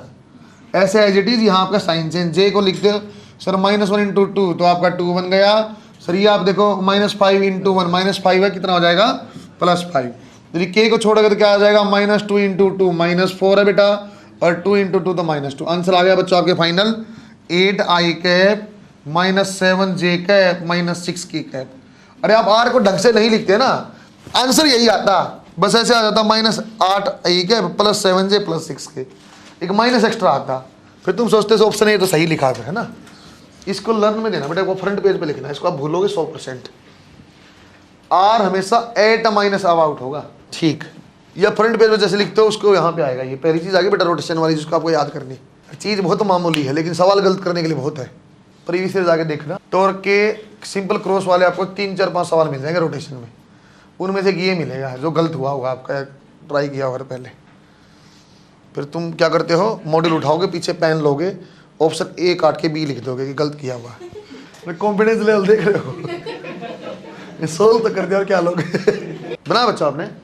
आगे देखो, जिस टाइप का आपको टॉर्क आती है ना, जो जैसे आपको आते सर्कल बना के यहाँ फोर्स लगा दी, यहाँ लगा दी, वो भी बता रहा हूँ एक। ये बना ले बच्चा आपने। बच्चों उस सवाल का मैं कराने की जरूरत नहीं, ऐसे ही बस बता रहा हूँ। एक सवाल आप लोगों ने ऐसा किया होगा शायद, यहाँ F10 न्यूटन, R की वैल्यू 5 मीटर, और यहाँ F ऐसे लगा दिया 5 न्यूटन, यहाँ लगा दिया इस डायरेक्शन में, एक बार ऐसा एंगल ले लो सर कम। ऐसा किया है क्या तुम लोगों ने? ये नहीं करने की जरूरत नहीं, ये आपका जानते भी जरूरत भी नहीं। टॉपिक लिखो इक्विलिब्रियम। टॉर्क का जो यूज आएगा वो मैं यहाँ करता हूँ। कुछ एक टाइप का एनएलएम में हमने पढ़ा था, कुछ उसको आगे हम कंटिन्यू करते हैं। इक्विलिब्रियम बहुत बढ़िया टॉपिक है बच्चों। यहाँ एक मैं डबल स्टार पीएमटी आपको करवाऊंगा, एनसीईआरटी का अच्छा सवाल भी। बच्चों इक्विलिब्रियम का एक्चुअली मतलब जब हमने एनएलएम में किया था ना, तो हमने ऐसा किया था कि सर कोई चीज़ रेस्ट पे है तो इक्विलिब्रियम, क्योंकि वहाँ बच्चों हम टॉर्क के बारे में नहीं जानते थे। इक्विलिब्रियम में आपको 2 चीज़ें करनी पड़ेंगी। यदि आप कहीं बोलते थे इक्विलिब्रियम में, तो वहाँ 2 चीज़ें आपको करनी पड़ेंगी बच्चों। वहाँ पे नेट फोर्स भी 0 होगा। नेट फोर्स 0 का मतलब बच्चों, यदि रेस्ट पे तो रेस्ट पे रहेगा, और यदि मूविंग है तो मूविंग रहेगा। आप जानते हो एनएलएम में हमने पढ़ा हुआ है। यहाँ पे बच्चों आपको नेट टॉर्क भी 0 करना पड़ेगा। नेट टॉर्क 0 करना मतलब बच्चों रोटेट नहीं करेगा। ये इसको बोलते हैं ट्रांसलेशनल इक्विलिब्रियम, जो आपने एनएलएम में पढ़ा हुआ बच्चों। इसको बोलते हैं बेटा रोटेशनल इक्विलिब्रियम, जहाँ पे आपका कोई रोटेशन नहीं होगा। मतलब समझो एक बार, यदि मैं बोलता हूँ बच्चों अपने पास ऐसा लगा हुआ 10 न्यूटन, सही है क्या, वो पॉइंट है, और बच्चों यहाँ लगा हुआ आपका फिर से 10 न्यूटन, यहाँ भी लगा हुआ बच्चों आपका 10 न्यूटन, और यहाँ बच्चों कहीं लगा दिया मैंने ऐसा, चलो ऐसे ही बच्चों। क्या ये इक्विलिब्रियम में है बेटा? इसकी दूरी आपको दे दिया चलो मैं 2 मीटर, इसकी आपको डिस्टेंस मैंने दे दिया बच्चों मान लो 1 मीटर। यदि मैं बोलता हूँ बच्चों क्या ये चीज़ इक्विलिब्रियम में है? नहीं है। कैसे नहीं सर वो बताओ पहले बच्चों। क्या यहाँ बोलो बेटा मैं नेट फोर्स 0 है? क्या बच्चों नेट फोर्स 0 है? हाँ सर। सर ये ऐसे 10, ये ऐसे 10, तो नेट फोर्स तो 0 है। क्या सर नेट टॉर्क 0 है? बच्चों ये वाली चीज़ अब आप जानते हो बेटा। नेट टॉर्क कैसे निकालते थे? अब सीधा आसान तरीका बताना बच्चों में, क्लॉकवाइज एंटी क्लॉकवाइज करने लग जाएंगे, लेकिन डायरेक्शन निकालने का तरीका भी वही R क्रॉस F है। इस पॉइंट से R बनाओ, ये F आ जाए, घुमाओ। लेकिन जब अपने पास फोर्स ऐसे सीधा 1D में लगाओ ना बेटा, फोर्स सिंपल लगा हुआ, तो सीधा टर्निंग के बैठ देख लो, F है, F ऐसे घुमाएगा, ये F है, ये ऐसे घुमाएगा। सीधा से देख लो, जैसे F है सर ये ऐसे घुमाएगा, ये F है, ये ऐसे घुमाएगा। क्लॉकवाइज एंटी क्लॉकवाइज से देखने लग जाएंगे। अदरवाइज डायरेक्शन लिखने का तरीका बच्चों R क्रॉस F। तो इसका टॉर्क कैसे आएगी सर? F गुणा में 1, F गुणा में 1। सर ये कैसा घुमा रहा? क्लॉकवाइज। क्लॉकवाइज को बच्चों अब क्या लेंगे हम? पॉजिटिव ले लेते, चलो क्लॉकवाइज को। अरे कैसे ले लेते आपकी मर्जी है बच्चों। इस पॉइंट के लिए क्लॉकवाइज कब बनेगा? सर ये R है, ये आपका एफ आर क्रॉस एफ। चलो एंटी क्लॉकवाइज को पॉजिटिव करते हैं, हमने वही पढ़ा है। एंटी क्लॉकवाइज को पॉजिटिव, क्लॉकवाइज को नेगेटिव करते हैं। देखो बच्चों सर ये आ गया 10 × 1 तो -10। इसका देखो सर ये 10 × 2, अरे ऐसे घुमाएंगे ना इस पॉइंट के अबाउट, 10 × 2 सर ये क्या है -30। सर टॉर्क जीरो हुई क्या? नहीं। ये ट्रांसलेशनल इक्विलिब्रियम तो है लेकिन रोटेशनल इक्विलिब्रियम नहीं। सही है क्या? चेक करने का तरीका बच्चों, ये इसकी जरूरत नहीं। दो एक आप सीधा ये लिख लो, मैं एक सॉल्व कराता हूँ। इक्विलिब्रियम का मतलब आपको नेट टॉर्क भी जीरो होनी चाहिए बच्चों और नेट फोर्स भी आपकी जीरो होनी चाहिए। ये ई जैसा लेटा रखा ना, ये मतलब जोड़ना होता है, समझ। टॉर्क को आप एंटी क्लॉकवाइज को पॉजिटिव लेंगे, फोर्स से कहाँ आएगा? तो सर ऐसा क्यों ले रहे हो आप? अरे देखो आप हाथ रख के देख लो, घुमा के देख लो, क्लॉकवाइज आप घुमाते फिर अंदर जाएगा, अंदर जाएगा तो इनसाइड का हमने नेगेटिव माना है। यदि बच्चों आप एंटी क्लॉकवाइज लोगे बेटा तो बाहर की, आप घुमाओ हाथ को एंटी क्लॉकवाइज तो कहाँ आएगा? बाहर आएगा।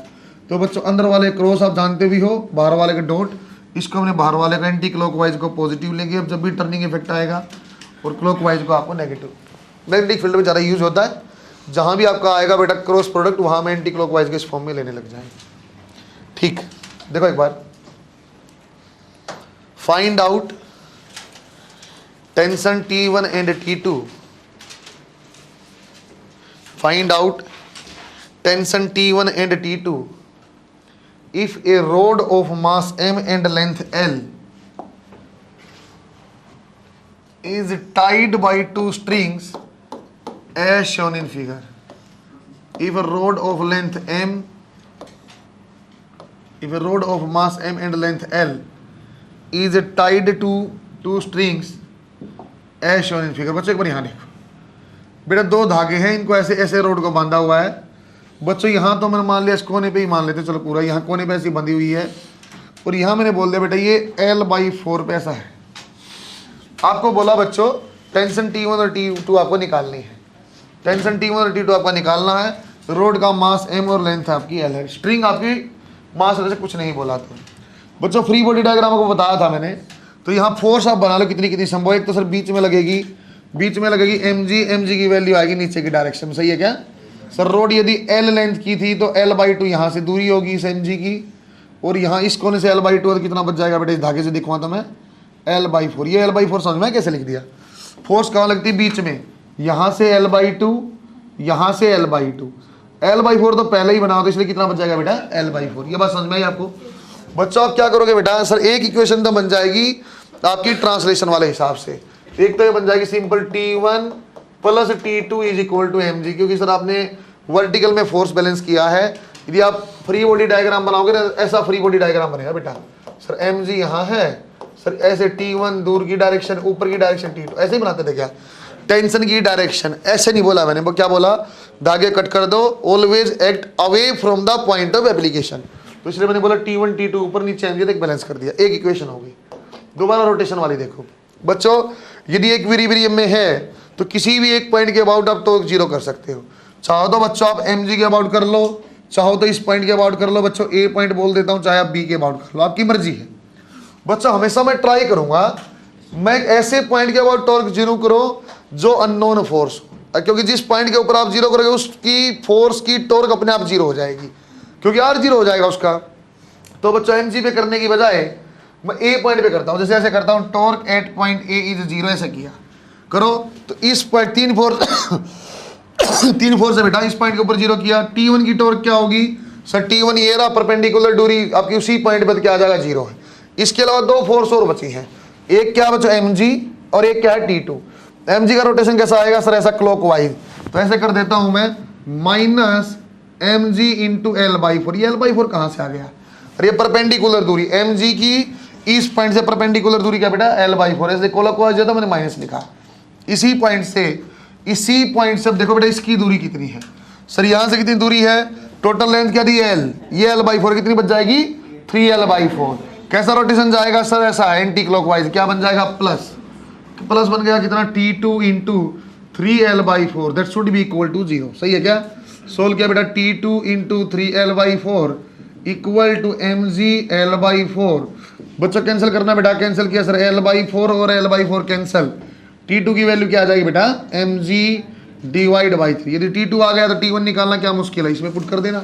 T1 क्या आ जाएगा बच्चों, 2mg डिवाइड बाई 3। बात समझ में आई है क्या? बात समझ में आई बेटा? किसी पे भी मैंने एक बार फोर्स को बैलेंस किया, एक बार बच्चों टॉर्क को बैलेंस किया। टॉर्क को मैंने जीरो पॉइंट का अबाउट लेना है जहां ज्यादा से ज्यादा अननोन फोर्सेस हो, ताकि उनकी टॉर्क अपने आप जीरो हो जाए, वो मेरी इक्वेशन में ना आए। सर मैं mg का अबाउट लेता, कोई दिक्कत थी आपको? मुझे कोई दिक्कत नहीं थी। लेकिन फिर कैसा आंसर आ जाता? ऐसे आ जाता बच्चों, T1 into L/4, T2 into L/2। फिर T1 T2 की इक्वेशन आ गई है, T1 T2 एक और लंबा सोल्व करना पड़ता। इससे अच्छा यदि मैं यहाँ लेता हूँ तो T1 अपने आप जीरो हो गया, T2 बच गया, सीधी वैल्यू T2 की आएगी। इसके अबाउट यदि लेते तो ये तो जीरो हो जाता, T1 बचता, T1 की वैल्यू आ जाती, फिर मैं उसमें पुट कर T2 निकालता। सही है क्या? आपकी मर्जी, आप चाहो तो mg से ले लेते, मुझे दिक्कत है, लेकिन हम कहाँ से लेंगे? जहाँ मैक्सिमम अननोन फोर्स होंगे उसके अबाउट हम जीरो लेंगे। सही बना शाबाश। Double star PMT। नेक्स्ट सवाल ज़्यादा प्रैक्टिकल सवाल है, तो मैं ऐसे ही सवाल पूछे तो मैं ऐसे भी आंसर दे रहा हूँ। वो सवाल पहले समझाता हूँ, बना ले बच्चों अपने। ये एक सवाल आपको समझा रहा हूँ बच्चों। आपको सीढ़ी लगा के और घर के जाले साफ करने हैं ना, सिंपल ऐसा। और सीढ़ी यदि आपको बच्चों समझो, आपका घर जो है ना बिल्कुल बढ़िया मार्बल है, सीढ़ी आपको जमानी है। कैसे जमाओगे? आप सीढ़ी रख के देखो, थोड़ा चढ़ के गिर तो नहीं जाएगी। यदि नीचे चिकना फर्श है, चिकना फर्श है, क्या करते हैं उस सीढ़ी, यदि ऐसे सीढ़ी लगी हुई है, आपने हिला के देखा, उसके अब ज़्यादा ऐसे पसार दोगे, थीटा आप कम करोगे कि ऐसे खड़ी करोगे ज़्यादा? आप यदि ऐसे करो सर सीढ़ी गिर जाएगी। अब पास पास ऐसे ऐसे लेके जाओगे, साथ साथ जितना चिकना फर्श आपका रहा होगा ना बच्चों, इतनी आपको ऐसे बिल्कुल स्टीप पर आपकी सीढ़ी लगा रखी होगी। अब देखना उस टाइप का आपका सवाल बनता है। एक सरफेस आपको मैं नीचे रफ दूंगा, रफ, और ऊपर वाली जो दीवार टिकी हुई है वहाँ स्मूथ। आपको ऐसे सीढ़ी टिकानी है कि गिरे ना, ठीक है क्या? आपको ऐसा आपका एंगल निकालना जहाँ गिरेगा ना। अच्छा सवाल है बच्चों, लिखो एक बार। A ladder is placed against a smooth wall. Double star PMT बच्चों, NCERT में भी है, पूछा सवाल भी 2-3 बार। A ladder is placed against a smooth wall as shown in figure. बच्चों स्मूथ को अंडरलाइन करो, एज शोन इन फिगर।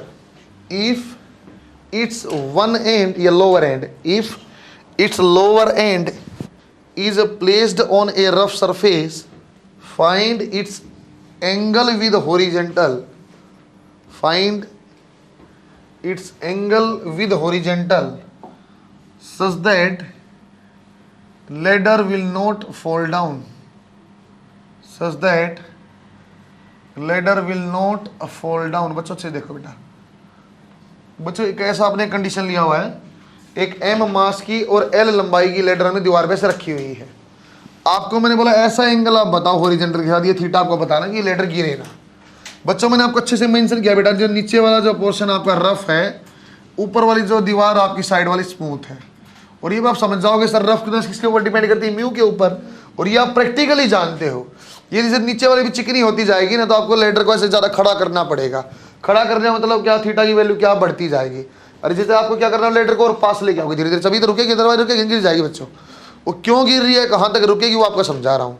देखो कैसा बच्चों, अपने पास कुछ चीज़ें फोर्स जो संभव हो सारी वो बना लेते हैं। एक फोर्स सर लेडर को बीचा बीच लगा, इसका वेट mg। बात समझ में आई क्या? दूसरी आगे सुनते रहना बेटा, सर आगे एक फोर्स लगेगी यहाँ, क्योंकि इसकी नॉर्मल रिएक्शन लगेगी। N1 है तो N1 लिखा देते हैं। स्मूथ सरफेस है, नॉर्मल रिएक्शन ऐसे लगेगी। दोबारा देखो, इस एंड के ऊपर क्या क्या लगेगा, इस एंड के ऊपर क्या क्या लगेगा। एक तो लगेगी नॉर्मल लिखा बच्चों मैंने N2। सर एक फ्रिक्शन लगेगा, फ्रिक्शन की डायरेक्शन बताओ बच्चों, यहाँ होगी या यहाँ होगी? 1 वाली करेक्ट बनाएंगे बच्चों, 2 वाली करेक्ट है। फ्रिक्शन कहाँ बनेगा बेटा? 1 पे, 2 पे। सर ये फिसलना ज़्यादा रोकेगा तो 2 पे बनेगा, तो आपका ये वाली क्या होगी? डायरेक्शन गलत। ये हमें क्या 2 जो बनाया मैंने, दैट इज फ्रिक्शन। सही है क्या? अब और अच्छे सुनो सर, मेरी ख्याल से और फोर्स बन गई, इसके अलावा कुछ संभावना है मुझे नजर नहीं आती। बच्चों यदि हमने क्या बोला, ये सारा इक्विलिब्रियम में रेस्ट पे रुका हुआ है, लेडर आपको प्लेस करनी है, तो पहले फोर्स बैलेंस करो। सर एक डायरेक्शन में प्लस x में क्या है? N1, माइनस x में क्या? फ्रिक्शन। सही बनाया क्या?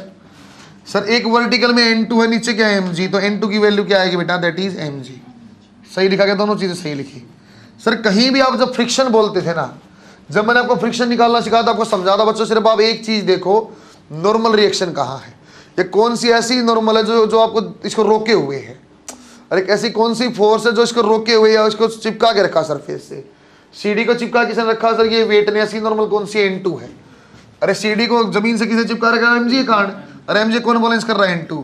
तो इसको फ्रिक्शन कैसे लिख दूं क्या मैं? Mu into N2। सही लिखा क्या बच्चों? सही लिखा क्या सर? म्यू इंटू N2 क्यों लिख रहे हो आप? क्योंकि फ्रिक्शन कहाँ आता था सर, फ्रिक्शन इस पॉइंट के ऊपर है, तो क्या लगेगा नॉर्मल, इसको नॉर्मल को कौन बैलेंस करेगा सर, ये एम जी कर सकता है, एम जी ही वर्टिकल में है, तो ऐसा लिख दिया बच्चों हमने।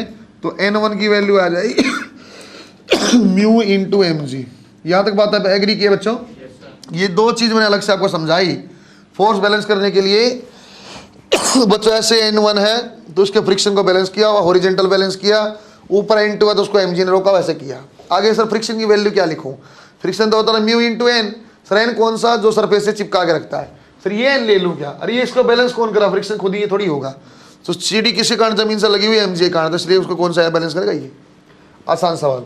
सर अब आपको क्या लेना है? फोर्स बैलेंस तो कर लिया आपने, अब आप टॉर्क लो। टॉर्क लेने की आपकी प्रायोरिटी होनी चाहिए। सर आप देखो किसके अबाउट लेना चाहते हैं, mg के अबाउट ले लूं क्या? ना n1 भी अननोन है और आपको थीटा निकालना, उससे कोई लेना देना नहीं बनेगा। सर mg के अबाउट ले लूं, नहीं मैं वहां लूंगा, आप लेने को कहीं भी ले लो बेटा, सवाल बन जाएगा, 3 स्टेप हो जाएंगे। फिर टॉर्क वहां करो जहां मैक्सिमम सबसे ज्यादा नंबर ऑफ फोर्सेज, क्यों? ताकि उस पॉइंट के अबाउट तो अपने आप ही टॉर्क क्या हो जाएगी? जीरो। जैसे बच्चों यदि मैं यहाँ टॉर्क लेता हूँ इसके अबाउट, तो NO2 की भी टॉर्क जीरो हो जाएगी और फ्रिक्शन की भी जीरो। यदि मैं यहाँ लूंगा तो सिर्फ mg की जीरो होगी, इन दोनों की अननोन रहेगी, तो दो मेरे पास अननोन बन जाए खाम का। और यदि यहाँ लूंगा तो बच्चों mg भी, इसकी भी, इसकी सबकी लेनी पड़ेगी। तो इसलिए मैं टॉर्क वहां से लूंगा जहां पे मैक्सिमम नंबर ऑफ फोर्सेज होंगी, ताकि सबकी टॉर्क जीरो बने। मैंने इसको ए पॉइंट बोल दिया, टॉर्क अबाउट ए पॉइंट हमने जीरो किया बच्चों। करना एक बार जीरो। देखो सर इस पॉइंट के अबाउट एक N1 फोर्स बची और एक mg, दो ही फोर्स बची। सर N1 की लाइन ऑफ एक्शन ये है, N1 की लाइन ऑफ एक्शन क्या बेटा? ये वाली है। टॉर्क निकालना हमने सिखा था सर, लाइन ऑफ एक्शन से परपेंडिकुलर दूरी की गुणा कर लो। सर इससे परपेंडिकुलर दूरी क्या बनेगी? ये बनेगी। यदि ये L है जिसका थीटा हो, क्या हो जाएगा बेटा? L cos theta. ये क्या? L sine theta. सही लिखा गया? सर ऐसा घुमा रहा है, ऐसा क्लॉकवाइज घुमाएगा तो माइनस कितनी फोर्स है? N1। सही है क्या? कितनी फोर्स है बेटा आपके पास? N1 और कितना है? L sine theta. बिल्कुल बढ़िया लिखा। सर एक फोर्स और बची हुई है आपके पास, mg। इस पॉइंट के अबाउट mg घुमाएगा कैसे? Anti clockwise. सर प्लस आएगा mg इंटू परपेंडिकुलर दूरी पे आ जाओ। सर ये क्या था? L, तो ये क्या है? L cos theta. लेकिन लाइन ऑफ एक्शन तो आपकी यही है। अरे पूरी लेंथ क्या दी? L cos theta. तो हाफ लेंथ क्या हो जाएगी बेटा? L cos theta divide by 2। समझ से फिर बाहर गई बात। टोटल लेंथ क्या थी बच्चों? L cos theta. कहाँ से आई थी? सर ये L है थीटा, तो L कोस थीटा। इसके बिल्कुल हाफ में तो mg लगा हुआ है। कितनी दूरी लेनी पड़ेगी? L cos theta divide by 2। Answer आ जाएगा। देखो कैसा? सर आप कर लो mg L cos theta divide by 2 N1 L sine theta. Sir N1 की कुछ वैल्यू भी तो लिख दो यदि है तो। N1 की वैल्यू निकाली हुई क्या बेटा? Mu mg L cos theta divide by 2, यह आ जाएगा mu mg L sine theta. बच्चों इसको कैंसिल आउट करना बेटा, क्या क्या चीज कटेगी? mg into L, mg into L. बच्चों ये नीचे चला जाएगा वहाँ टेन थीटा, ये म्यू नीचे आ जाएगा तो 1 डिवाइड बाई 2 म्यू। थीटा कितना आ जाएगा बच्चों? 10 इनवर्स 1 डिवाइड बाई 2 म्यू। चाहो तो रट्टा मार लो, चाहो तो सीख लो, ये आपको पता होना चाहिए। लेकिन ये आपको पता होना चाहिए। सर ये तो आपको पहले ही जानते थे, ज्ञान तो पहले ही दे दिया था। यदि म्यू की वैल्यू कम होगी, यदि बेटा म्यू की वैल्यू कम हो जाएगी तो ये वाली कंटेंट क्या हो जाएगा? ज्यादा, और थीटा क्या होगा? इंक्रीज करेगा। वही मैंने बोला भी था, प्रैक्टिकली भी जानते थे। यदि मुझसे कोई सीधा पूछे ना कि सर एक बार म्यू की वैल्यू 0.2 और एक बार म्यू की वैल्यू 0.1 है, एक बार म्यू 0.2 और एक बार म्यू 0.1 है, किसमें एंगल ज्यादा होगा? सर जब म्यू की वैल्यू कम है, मैं जानता हूँ सीढ़ी फिसल जाएगी, हमें पास लेके जानी पड़ेगी। बात समझेगा? मजबूरी में दीवार के साथ चिपकानी पड़ेगी। वो यहाँ से रिजल्ट प्रूफ होता है बच्चों। बनाओ शाबाश। बहुत बढ़िया सवाल, डबल स्टार पीएमटी है ना। जाके दोबारा अच्छे पढ़ना बेटा। देखो पेज कितने कम करवाए मैंने आज, वरना 15 हो जाते थे। आराम से कंसेप्ट समझा, इसका बाद में यूज़ बहुत करूँगा मैं। जितना भी 12th में क्रॉस प्रोडक्ट आ गया ना, वहाँ को फिर मैं सीधा सीधा बताऊँगा बच्चों। देखो मैंने यहाँ से लिया था, अबाउट वाले पॉइंट से एक लाइन आगे बढ़ाई थी। ए क्रॉस बी करने का मतलब था ए के ऊपर हाथ रख दो, बी के ऊपर घुमा दो। सही है क्या? बना बच्चों?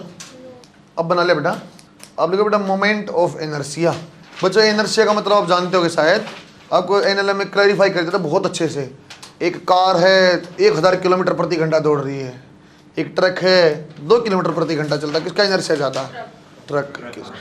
Inertia is property of mass only, आपको पहले बताया था।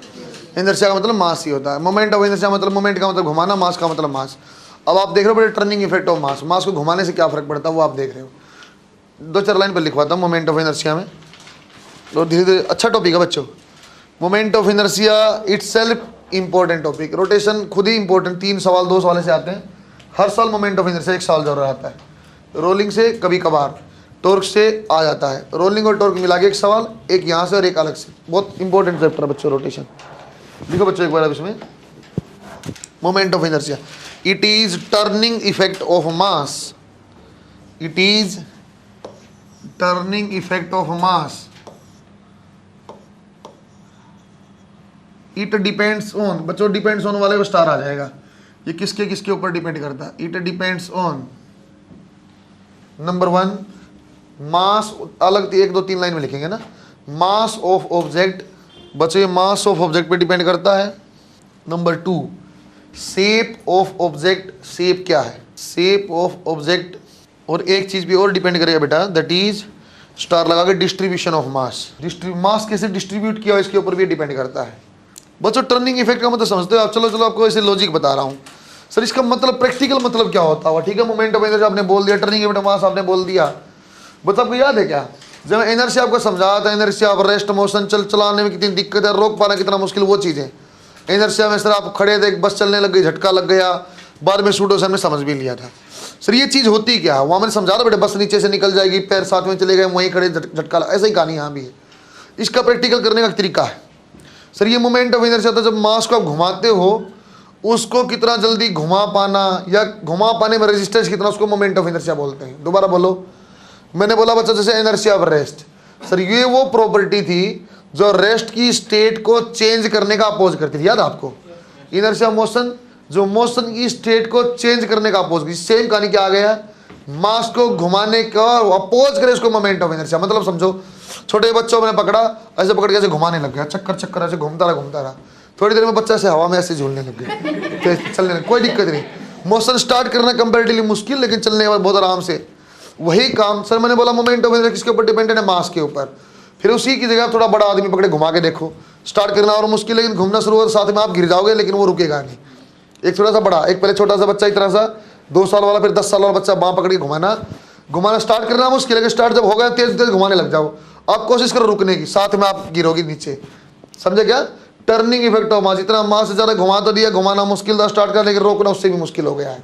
तो बच्चों ये है तो वही चीज़ जैसे इनर्शिया था, लेकिन कौन सा इनर्शिया, घूमते हुए मास का इनर्शिया है, सही है क्या। एक बात ये आपको क्लैरिफाई हो गई है। तो डिस्ट्रीब्यूशन का मतलब क्या बोलना चाहते हैं बच्चों, एक जैसा मास डिस्ट्रीब्यूट हो, जैसे कॉपी का पेज रहता है एक अलग बात है, मेरे जैसा मास हो उसका अलग बात है। मास का डिस्ट्रीब्यूशन भी इंपॉर्टेंट, कहाँ ज़्यादा मास कहाँ कम मास, उससे कहाँ भी इफेक्ट आएगा मोमेंट ऑफ इनर्शिया का। बेशक से 100 किलो का ही मैं हूँ, 100 किलो का एक छोटा सा पत्थर है, उसको घुमा पाना एक अलग तरीका और मुझे घुमा पाना एक अलग तरीका, सही है क्या। डिस्ट्रीब्यूशन कैसा है, शेप भी उसी का आ जाएगी, शेप का मतलब तो अपने आप ही डिस्ट्रीब्यूशन। तो इसका फॉर्मूला होता है बेटा, आई सिंबल है, that is written as mr²। बच्चों इसको मैं जनरलाइज करके इसको मैं आगे समीशन करता हूँ, जनरलाइज करके इसको समीशन करता हूँ, क्योंकि एक पॉइंट आएगा तो mr² सही लिखना, अदरवाइज तो बच्चे वेरिएबल भी हो सकता है, बाद में इसलिए मैंने सबमिट किया। बच्चे एक बात और देखा सर, इसकी सही यूनिट क्या आ जाएगी sir, kg metre square. Dimensional formula बच्चों मैंने पहले लिखा रखे, बेटा लिखवा लो सारे साथ साथ है ना, आपका ये बन जाएगा डायमेंशनल फार्मूला। क्या हो गया सर, ये मोशन रोटेशन वाला स्टार्ट करना, आपका मोशन को रोटेशन स्टार्ट करना है, रोकना, उसके अपोज करने को मोमेंट ऑफ इनर्शिया बोला जाता है। दोबारा देखो, एक ऑब्जेक्ट मैंने लिया हुआ है, एक मैंने लाइन बना के यहाँ रोटेशन लिख दिया बेटा, रोटेशन का मतलब था AOR, एक्सिस ऑफ रोटेशन। कोई भी इमेजिनरी लाइन, यदि मैं बोलता हूँ सर यहाँ एक पॉइंट है 1, एक पॉइंट है 2 और एक पॉइंट है 3, ये 3 पॉइंट है, इनकी क्या ओमेगा सेम होगी, हाँ होगी। क्या इनका अल्फा सेम होगा, हाँ होगा। सर क्या V और A सेम होगा, नहीं होगा। क्यों बेटा, यदि A का मैं बोलता हूं इसका डिस्टेंस परपेंडिकुलर R1 है, इसकी परपेंडिकुलर R2 और इसकी परपेंडिकुलर R3 है, तो V आएगा ओमेगा R1 ना, sorry V is equal to क्या बेटा, R ओमेगा, सही। तो R1 ओमेगा, R2 ओमेगा, अलग अलग वैल्यू R1 R2 R3 की, इसलिए बच्चों V की वैल्यू अलग, सेम कहानी R1 अल्फा से अलग अलग, सेम। अब यहाँ देखो मोमेंट ऑफ इनर्शिया का सारी चीज देखना बेटा, मोमेंट ऑफ इनर्शिया में जहां भी क्रॉस प्रोडक्ट आता है, मैं कहां ध्यान देना पता आपको, 2 चीजों पे, परपेंडिकुलर डिस्टेंस क्या है, परपेंडिकुलर डिस्टेंस क्या है। यहाँ भी क्या कर रहा हूं मैं, यदि एक आपका मास m1 r1 दूरी पे है, एक m2 r2 पे और एक m3 r3 पे है, तो मोमेंट ऑफ इनर्शिया लिखना था, ऐसा लिखना पड़ेगा मैं m1 r1 square m2 r2 square, ऐसा चलता रहेगा। तो लिखो तो सिंपल क्या होगा बेटा, मास एंड परपेंडिकुलर डिस्टेंस का क्या ले लोगे बच्चों आप, स्क्वायर। सर परपेंडिकुलर डिस्टेंस कहां से है, फ्रॉम एक्सिस ऑफ रोटेशन। बात समझ में आई क्या। किसी भी चीज का मुझे बच्चों यदि मोमेंट ऑफ इनर्शिया निकालना है, मुझे मास चाहिए, और मास के बाद एक्सिस ऑफ रोटेशन से उस मास की परपेंडिकुलर दूरी, अपने आप आंसर आएगा। बनाओ एक बार 1-2 सवाल इस पे करेंगे छोटे छोटे पहले। जो चीज़ें मैंने पढ़ा दी ना बेटा आपको आज, एंगुलर मोमेंटम और टॉर्क, और थोड़ा सा इसका इंट्रोडक्शन तो एक लाइन में लिखवा दूंगा। यदि कोई भी ऑब्जेक्ट बेटा खुद ही एक्सिस ऑफ रोटेशन पे रखा हुआ है, on the axis of rotation, उसका मोमेंट ऑफ इनर्शिया क्या आ जाएगा? जीरो। सेम कहानी, किसी भी पॉइंट जिसके ऊपर ही खुद ही फोर्स लगती है उसका टॉर्क क्या था बच्चों? जीरो। क्यों? क्यों? परपेंडिकुलर डिस्टेंस आपकी जीरो है। सेम कहानी we can repeat with angular momentum also. नीचे एक नोट करके लिखो, if an object is present on AOR, if an object is present on AOR axis of rotation, it will have zero moment of inertia, MOI लिख लेना बेटा, it will have zero moment of inertia, MOI। बच्चों फटाफट सवाल करके बताना बेटा मुझे। बेटा अपने पास ये L है, ये भी L है, ये भी L है और ये भी L है, ऐसा अपने पास है बच्चों। ये स्क्वायर नहीं है, ये आपको मैं सारे पॉइंट मास बोलने हैं, सबको यहाँ पॉइंट मास बोला बेटे। एम मास यहाँ रखा हुआ है बच्चा, आराम से सुन लो पहले बात को। ऐसा एक सवाल दूंगा कि कई कई पार्ट दूंगा एक साथ। ये एम मास रखा हुआ, ये एम मास, स्केल के चारों कॉर्नर पे एक एक मास रखा हुआ, एम एम और एम एम। इसका देखो बच्चों, इस पॉइंट को मैंने बोला ए, इस पॉइंट को बोला बी, इसको बोला सी और इसको बोला डी। डायग्राम बनाऊंगा, आपको फटाफट फटाफट मोमेंट ऑफ इनर्शिया बताना है। पहला आपको यहाँ एक लाइन एक्सिस ऑफ रोटेशन, इसका मोमेंट ऑफ इनर्शिया आप बताओगे। बीच में लाइन है क्या? डॉटेड लाइन है बेटा, है ना, ये लाइन नहीं है, मास नहीं है। सिंपल मुझे एम देखना है, सिंपल मुझे एम देखना। बीच में रोड नहीं लगी हुई, आप बोलो रोड है क्या सर? ना, कोने पर रखा हुआ है। एक दोबारा देखो, वही फिर आपका आ गया ए बी सी और डी एक्सिस ऑफ रोटेशन। ये भी मास एम, ये भी मास एम, यहाँ भी और यहाँ भी एम और एम मास। एक और देखो, ये तीनों पार्ट आपको फटाफट बनाने, बोलो तो एक मैं बना सकता हूँ, बना लो क्या? इतने होशियार हो क्या? एक मैं बना देता हूँ। इसमें एक्सिस ऑफ रोटेशन ऐसी है बेटा, ऐसी परपेंडिकुलर टू प्लेन आउटसाइड, ऐसे यहाँ पे ए पॉइंट से बाहर निकली हुई है। चलो एक मैं बनाता हूँ, आसान सवाल है, पहले वाला आसान वाला मैं बना देता हूँ बेटा। ए का और डी का मोमेंट ऑफ इनर्शिया क्या होगा? जीरो। सर आपका खत्म होगा ये बात, तो आपका क्या लेना पड़ेगा सर? मास बी का आर बी का स्क्वायर। सर आपको लेना पड़ेगा मास सी का और आर सी का स्क्वायर। सर मास क्या है? बी का एम, दूरी क्या सर? इस लाइन से दूरी क्या है? तो एल स्क्वायर। सर आपका सी का मास क्या है? एम, और इस लाइन से दूरी क्या? ऐसे ए से मत देखना, बच्चे के दिमाग में बैठा था ए, पहला अक्षर बैठा होता है। सर ये से देख लो कहना, लाइन से देखना, लाइन से कितनी दूर है बेटा? वो भी एल। आंसर क्या आ जाएगा? 2ml square. इसका आप बनाओ, आपका बी का और डी का तो हो जाएगा जीरो। आपको लेना बेटा M A R A square, M C R C square. Answer बताओ। अरे निकाल नहीं सकते क्या? आर ए और ये निकाल सकते हो क्या? है ना बेटा, आप देख लें डायगोनल क्या आ जाएगा? एल और एल है तो डायगोनल आ जाएगा √2l, उसका आधा है। अरे डायगोनल का हाफ ही है ऐसे।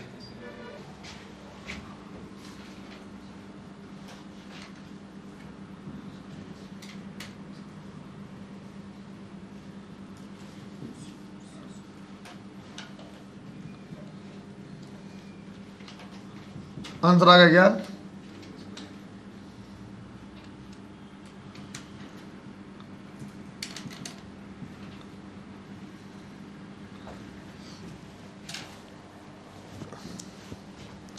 लास्ट में जो एक्सिस है बेटा, ए पॉइंट से आपकी तरफ ऐसे बाहर निकली हुई है। ए पॉइंट में, ए पॉइंट से ऐसे एक्सिस आउटसाइड प्लेन आ गया, परपेंडिकुलर टू प्लेन, ऐसे एक्सिस है जैसे प्लेन ऐसे दिखा रहा है ऐसे, उसका आपको बनाना है। ये आंसर आ गया बेटा ml स्क्वायर। लास्ट वाला बनाओ, उसको मैं भी कर भी रहा, आप करो। लास्ट का आंसर आप बताओ पूरा निकाल के, इसे लगा रही गंदी नीचे कालीन पे। लास्ट वाला आंसर बताओ बेटा। अरे बताओ, आंसर तो आएगा कुछ तो। 4, चलो देखते हैं। और बताओ किसका आया? और का भी आ गया बेटा किसी का? सो गए फिर। राइट, गुड, सही आंसर है बेटा। देखो सिंपल, आप लिखना पहले से लिख लेना बेटा, आप इसकी जल्दबाजी मत करना शुरुआत में ना। ऐसे M C R C square और M D R D square. बच्चों एम बी इस पॉइंट से देखो बेटा ऐसी लाइन है, ए की दूरी भी एल है बच्चों, आपकी बी की दूरी भी एल है बेटा, और डी की दूरी भी एल है। और इस लाइन से इसकी दूरी कितनी? एल, इसकी कितनी? एल। तो सर आ जाएगा ये एम एल स्क्वायर, ठीक है। लास्ट वाला भी आ जाएगा एम एल स्क्वायर। सर आप सी पॉइंट की दूरी बताओ, इससे सी पॉइंट की दूरी कितनी है बेटा, ये वाली दूरी तो सी के बीच में दूरी है, और ये कितना आपका एल और एल है तो √2l, तो m √2l स्क्वायर, आंसर आ जाएगा 4ml स्क्वायर। ऐसा ही है क्या? आसान सवाल था, बनना चाहिए था। बनाया क्या? ये और आप बनाओ बच्चों। ये रोड नहीं बेटा, आप रोड से मिसकंसेप्ट मत हो जाना। इसको मास को मैंने ऐसा रखा हुआ m और m, इक्विलेटरल ट्राइंगल है, साइड इज a, लिखना बेटा इक्विलेटरल है। एक बार आपको इस एक्सिस के अबाउट बताना है और एक और आपको बनाना है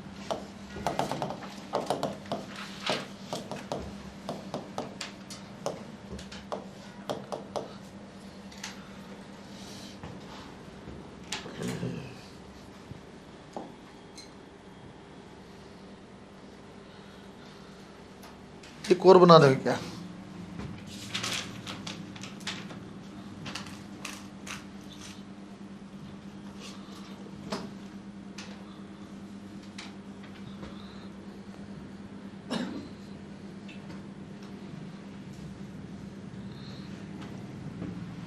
यहाँ एक्सिस जो बच्चों ये है बाहर, परपेंडिकुलर आउटसाइड। पहले वाले का आंसर बताओ। m² और ये आएगा a/2, नहीं 5m² / 4। गुड। कैसे बनेगा बेटा? सर एक का देखो आप पहले सिंपल, इसके कारण कितना आ जाएगा सर ma², दूसरे कारण कितना आ जाएगा m, ये दूरी कितनी है a/2, और ये दूरी कितनी है a/2, तो a/2², आंसर आएगा 5/4 m। उसका पता बेटा ऊपर वाले का, आसान है, ये आएगा बेटा ma/4 आपका a/2², और फिर ये भी ma/2², तो आंसर आ जाएगा बेटा ma² 4 + ma²/4। Right answer is ma²/2। सब बच्चों ने बनाया होगा बेटा। लास्ट वाला बनाओ बच्चा। एक्चुअली लास्ट वाला आसान सवाल, आपको एक दूरी निकालनी, बाकी सब सेम है। इसकी आप x वैल्यू निकाल लो तो आंसर तो आ जाएगा 3 × mx²। अब x निकालना है, x ऐसे निकाल लो सर, ये आप निकालना चाहते हो, ये कितना कोण आ जाएगा इक्विलेटरल, तो 30 डिग्री आ जाएगा। सही है क्या? 30 डिग्री आ जाएगा। ये कितना था बेटा a/2, आप जानते ही हो। और ये टोटल लेंथ कितनी है a, इसका हाफ कितना आ जाएगा a/2, ये आप जानते हो। ये आप निकाल दो ये वाली वैल्यू x वाली, आंसर आ जाएगा कैसा सर? ये बेस है, ये आपका क्या बेटा हाइपोटेन्यूज, तो बेस डिवाइड बाई हाइपोटेन्यूज क्या होता है बच्चों? cos theta. बेस की वैल्यू नहीं जानते, अरे बेस की वैल्यू कितनी, सॉरी बेस की वैल्यू कितनी है बच्चों?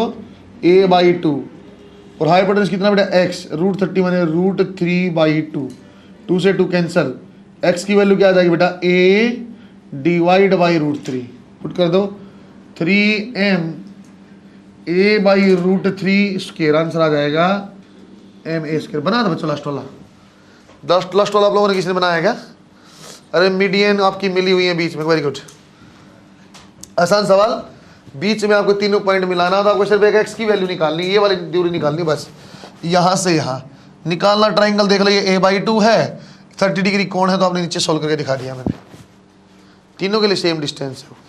कुछ अलग अलग फिगर के बच्चों आपको मोमेंट ऑफ इनर्शिया में लिखवा रहा हूँ बच्चों। मैं 2-3 आपको याद करने का बोल लूँगा, रिंग का, डिस्क का, रोड का, फियर का। बाकी 3 डायमेंशनल शेप के आपने पढ़े नहीं हुए अभी, 3 डायमेंशन वाले मैं आपको अच्छे तरीके से सिखा दूँगा कैसे लिखा जा सकता है आराम से।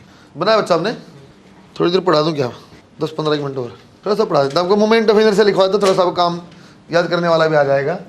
उसको लॉजिकल 3D वाले को सिखाऊंगा बच्चों आपको मैं। बच्चों अभी जैसे एक्सिस पे ध्यान देना, जैसे यहाँ 2 टाइप की एक्सिस मैंने बार बार बनाई है। एक तो ऐसे ही सिंपल प्लेन में एक्सिस बनाई, एक मैंने आउटसाइड प्लेन बनाई कि आपकी तरफ एक्सिस, जैसे यहाँ आपकी तरफ एक्सिस बाहर आई, वो ऐसी कोई लाइन बीच में थी या ऐसी थी। आपको ध्यान देना बेटा, प्लेन की बात कर रहा हूँ कि परपेंडिकुलर टू प्लेन। 2-4 बातें देखो, आप लिखो moment of inertia for different shapes, moment of inertia for different shapes. एक यहाँ रेडियस ऑफ जायरेशन साथ में आ जाएगी बेटा, m² कोई भी मोमेंट ऑफ इनर्शिया आपके पास है, यदि कोई मुझे बोले, एक टॉपिक आएगा साथ में, मैं लिखवाऊंगा, वहाँ से समझा रहा हूँ आपको, सीधा मैं के लिखूंगा मैं। तो एक चीज़ है बेटा रेडियस ऑफ जायरेशन, क्या चीज़ होती है? तो यदि मेरे पास मान लो बच्चों 4-5 जैसे मैं इन जैसे सवाल किए मैंने, बोलता सर पूरे सिस्टम का रेडियस ऑफ जायरेशन आप बता सकते हो? हाँ, वो एक ऐसी चीज़ है कि सबको हटा के कोई एक मास रखो, रेडियस ऑफ जाइरेशन क्या बोलती है, इन सब के हटा के एक एम और एक एम, आप 3 एम लिखो, सीधा मास लो एक 3 एम, टोटल मास ले लो और सेम मोमेंट ऑफ इनर्शिया है, ऐसी दूरी आप बताओ। तो मैं क्या करता बेटा 3m k square equal to total आ जाता 5/4 m स्क्वायर k की वैल्यू आ जाती। दोबारा बता रहा हूँ, रेडियस ऑफ जाइरेशन क्या चीज होती है सर, जिस जैसा भी फिगर है, जितने भी मास हैं उनका मोमेंट ऑफ इनर्शिया निकालना सीख लो, यहाँ सीख लेंगे। जब पूरा मोमेंट ऑफ इनर्शिया आ जाए तो ये बोलता है इन सबको आपने एक पॉइंट मास में बना सकते, जैसे मैंने m r स्क्वायर लिखा था, एक पॉइंट मास का बना सकते हो। हाँ कैसे बनाऊंगा मैं सर, टोटल मास ले लो जितना भी होगा, एक पॉइंट मास मान लिया सर, एक्सिस से कितनी दूरी पे रखूं कि मोमेंट ऑफ इनर्शिया पहले वाला ही हो। अरे क्या सेम चीज आपको मैंने आरएमएस में समझाई थी, वीआरएमएस में, कि बच्चों अलग अलग पॉइंट की मैं स्पीड निकाल पाना संभव है। कंबाइंड इफेक्ट देखने के लिए बोला तो आप काइनेटिक एनर्जी बराबर कर लो, जो स्पीड आएगी उसको वीआरएमएस बोला।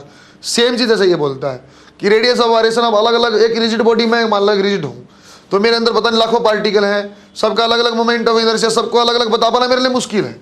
वो बोलता पूरे का पॉइंट मास मान लो और सेम मोमेंट ऑफ इनर्शिया है, इतनी दूरी पर आप रख दो, तो जो आएगा उसको के बोलते हैं। सही है क्या? तो उसका तरीका क्या होगा, पूरा आई निकाल दूंगा और एम के स्क्वायर, क्या एम हमेशा एम लेना नहीं, एम इज टोटल मास। जैसे यहाँ यदि मुझे यहाँ लेना पड़ता था एम के स्क्वायर में क्या लेता, 3m लेता। सही है क्या बेटा?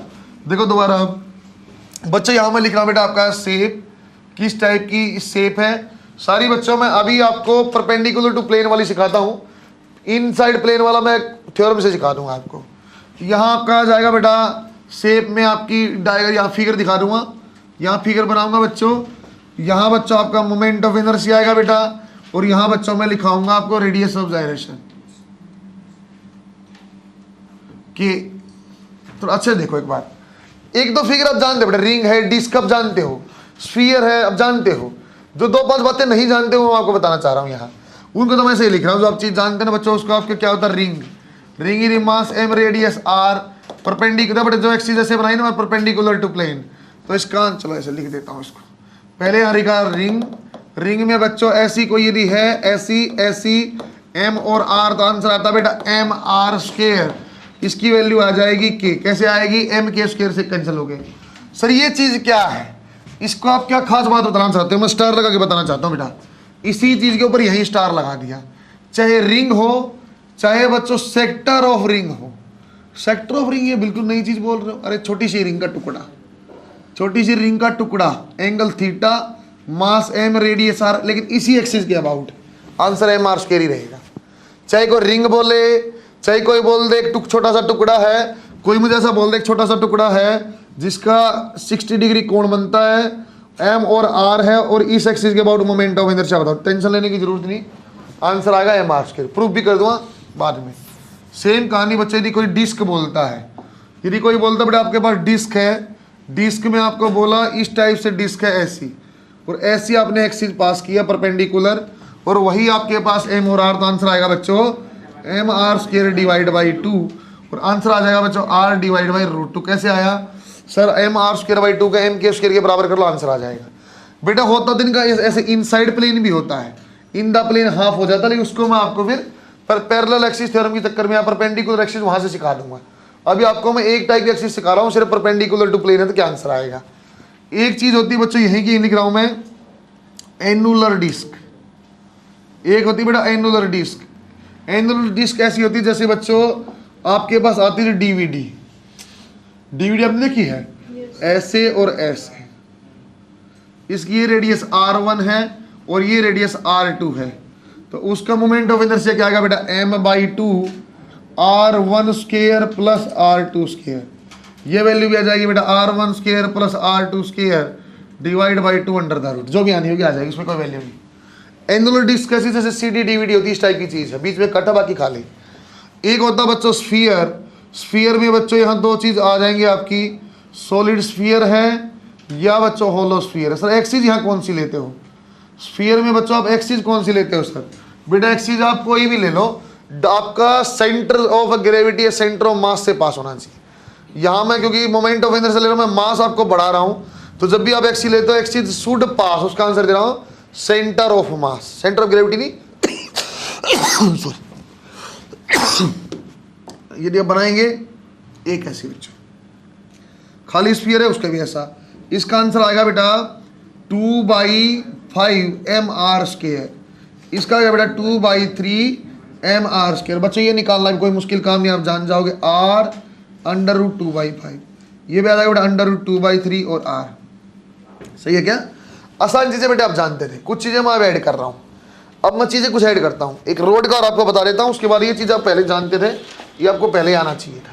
कुछ चीजें मैं अब ऐड करूँगा बच्चों। यहाँ हमने लिखा था बेटा शेप, यहाँ हमने लिखा था बच्चों फिगर, यहाँ लिखा था बेटा मोमेंट ऑफ इनर्शिया और यहाँ लिखा था बच्चों के। कुछ चीजें आप पहले वाली जानते थे, अंतिम चीज आगे जो आप ये जान रहे हो, इसको बोलते हैं बेटा रोड। रोड की भी दो संभावनाएं पढ़ते हो। यदि सर आपके पास मास m और लेंथ l है, यदि सर आपके पास मास m और लेंथ l है, तो दो जगह से एक्सिस आप निकाल सकते हैं, या तो सेंटर से और या बच्चों वन एंड से। सेंटर से आप निकालोगे तो आएगा बच्चों आपके पास ml²/12, यहाँ से आप निकालोगे तो बेटा आएगा ml²/3, ये आ जाएगा l/√3 आ जाएगा बेटा l/√12। सही है क्या? आगे देखो अब बच्चों, इस बात को मैं रट्टा मार लूंगा, इस बात को अच्छे से मैं समझ जाऊंगा। जब किसी चीज में मैंने ऐसे एक्सिस निकाली जो l के परपेंडिकुलर बीचों बीच गया तो उसका आंसर ml²/12। तो मतलब क्या बोलना चाहते हो? मतलब मैं बोलना चाहता हूँ बच्चों आपका प्लेट वाला, यदि प्लेट मेरे पास है, अच्छा सुनना बेटा, ये A और ये B, इसकी दो संभावनाएं हैं। एक बार मुझे बोला आप ये बताओ, इसका मोमेंट ऑफ इनर्शिया I1 बोला, जो B से गया, A से गया उसको बोला बेटा मैंने I2। बच्चों मैंने रोड से बात अच्छे से याद किया हुआ। सर ऐसी रोड थी, L लंबाई थी और L कैसे बीच में से गया था, ml²/12 था। किसके बीच में से गया बच्चों? ये B के। तो I1 की वैल्यू क्या आएगी? mb² / 12।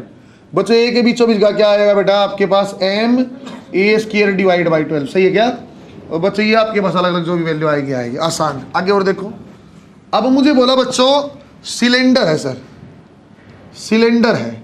अच्छा सुनना बच्चों, इंपॉर्टेंट चीज आएगी सिलेंडर। अब आपको पहले वाली, अब इसको याद नहीं करना, आपको पहले वाले से बनाऊंगा बहुत सारी चीजें मैं। Annular cylinder, cylinder thick cylinder है, होलो है, सॉलिड है, कुछ भी हो। जैसे बच्चों यहाँ दो संभावनाएं में बांट दिया, सर ये सॉलिड सिलेंडर है या होलो सिलेंडर, का आप बता दो। एनुलर वाला तो आप खुद ही समझ जाओगे। सर सॉलिड कैसा सिलेंडर होता है बच्चों? ऐसा सिलेंडर अपने पास सॉलिड सिलेंडर है, आपसे पूछा हुआ है। ये आपका होलो सिलेंडर है, मास m, लेंथ r और रेडियस r ऐसे दिया हुआ है। मास m है, लेंथ l है, रेडियस r, सेम इसका भी दिया हुआ है। देखो बच्चों, आपसे बोला सर एक काम करो, आप इस एक्सिस के अबाउट बता दो, सेंटर के अबाउट आप बता दो, मैं सेंटर वाला बताता हूँ, बाकी तुम बता दोगे। बच्चों इस 3D शेप जब भी आएगी मैं उसको कैसे देखूंगा? सर 3D में अभी इतना ज्ञान स्फीयर में क्यों नहीं बांटा? स्फीयर का स्पेशल केस था, मैंने आपको सीधा सीधा पहले बता दिया, उसका प्रूफ भी हो जाता है बेटा। सिलेंडर वाला कैसे सिखा रहा हूँ। एक सिलेंडर है बच्चों, जैसे अपने पास ये अपने पास जैसे पेन है सिंपल, इसका मैं कैसे मोमेंट ऑफ इनर्शिया देखता हूँ। जितनी संभावना में इसको आप इसको चिपका सकते हो, ऐसे एक्सिस पे चिपका लो। एक्सिस होती बेटा ऐसे एक्स, तुम्हारी तरफ जेड और ऊपर वाई, ऐसे मानता हूँ। ऐसे रखा हो बच्चों, इसको मैंने ऐसे एक्स पे चिपका दिया। ऐसे जब एक्स को आप चिपका से लेके सिलेंडर कैसे लेके चले गए, क्या दिखाई देगा आपको? यदि ये सॉलिड सिलेंडर है, आपको सिंपल एक सर्कुलर प्लेट दिखाई देगी। सही है क्या? जैसे आप देखो क्या दिखाई देगी? Circular plate. सर्कुलर प्लेट के बीचों बीच जब एक्सिस आती है, सर्कुलर प्लेट के जब बीचों बीच, बेटा कौन सी एक्सिस में बता रहा हूँ? अलग अलग एक्सिस। एक संभावना ये और एक संभावना ये, दोनों अलग बताता हूँ, दोनों सॉलिड की। एक बार में आप समझ जाओगे, अच्छे से देखो एक बार। बच्चा जब मैं ये वाला देख रहा पता कैसे दिखूंगा? सर एक काम करो, ऐसे सिलेंडर को आप ऐसे इकट्ठा करके ले जाओ, सामने क्या दिखाई देगा? प्लेट और बाहर एक्सिस आती है। प्लेट का हमने अब डिस्क का भी याद किया, क्या आंसर था बेटो? mr² / 2। सही है क्या?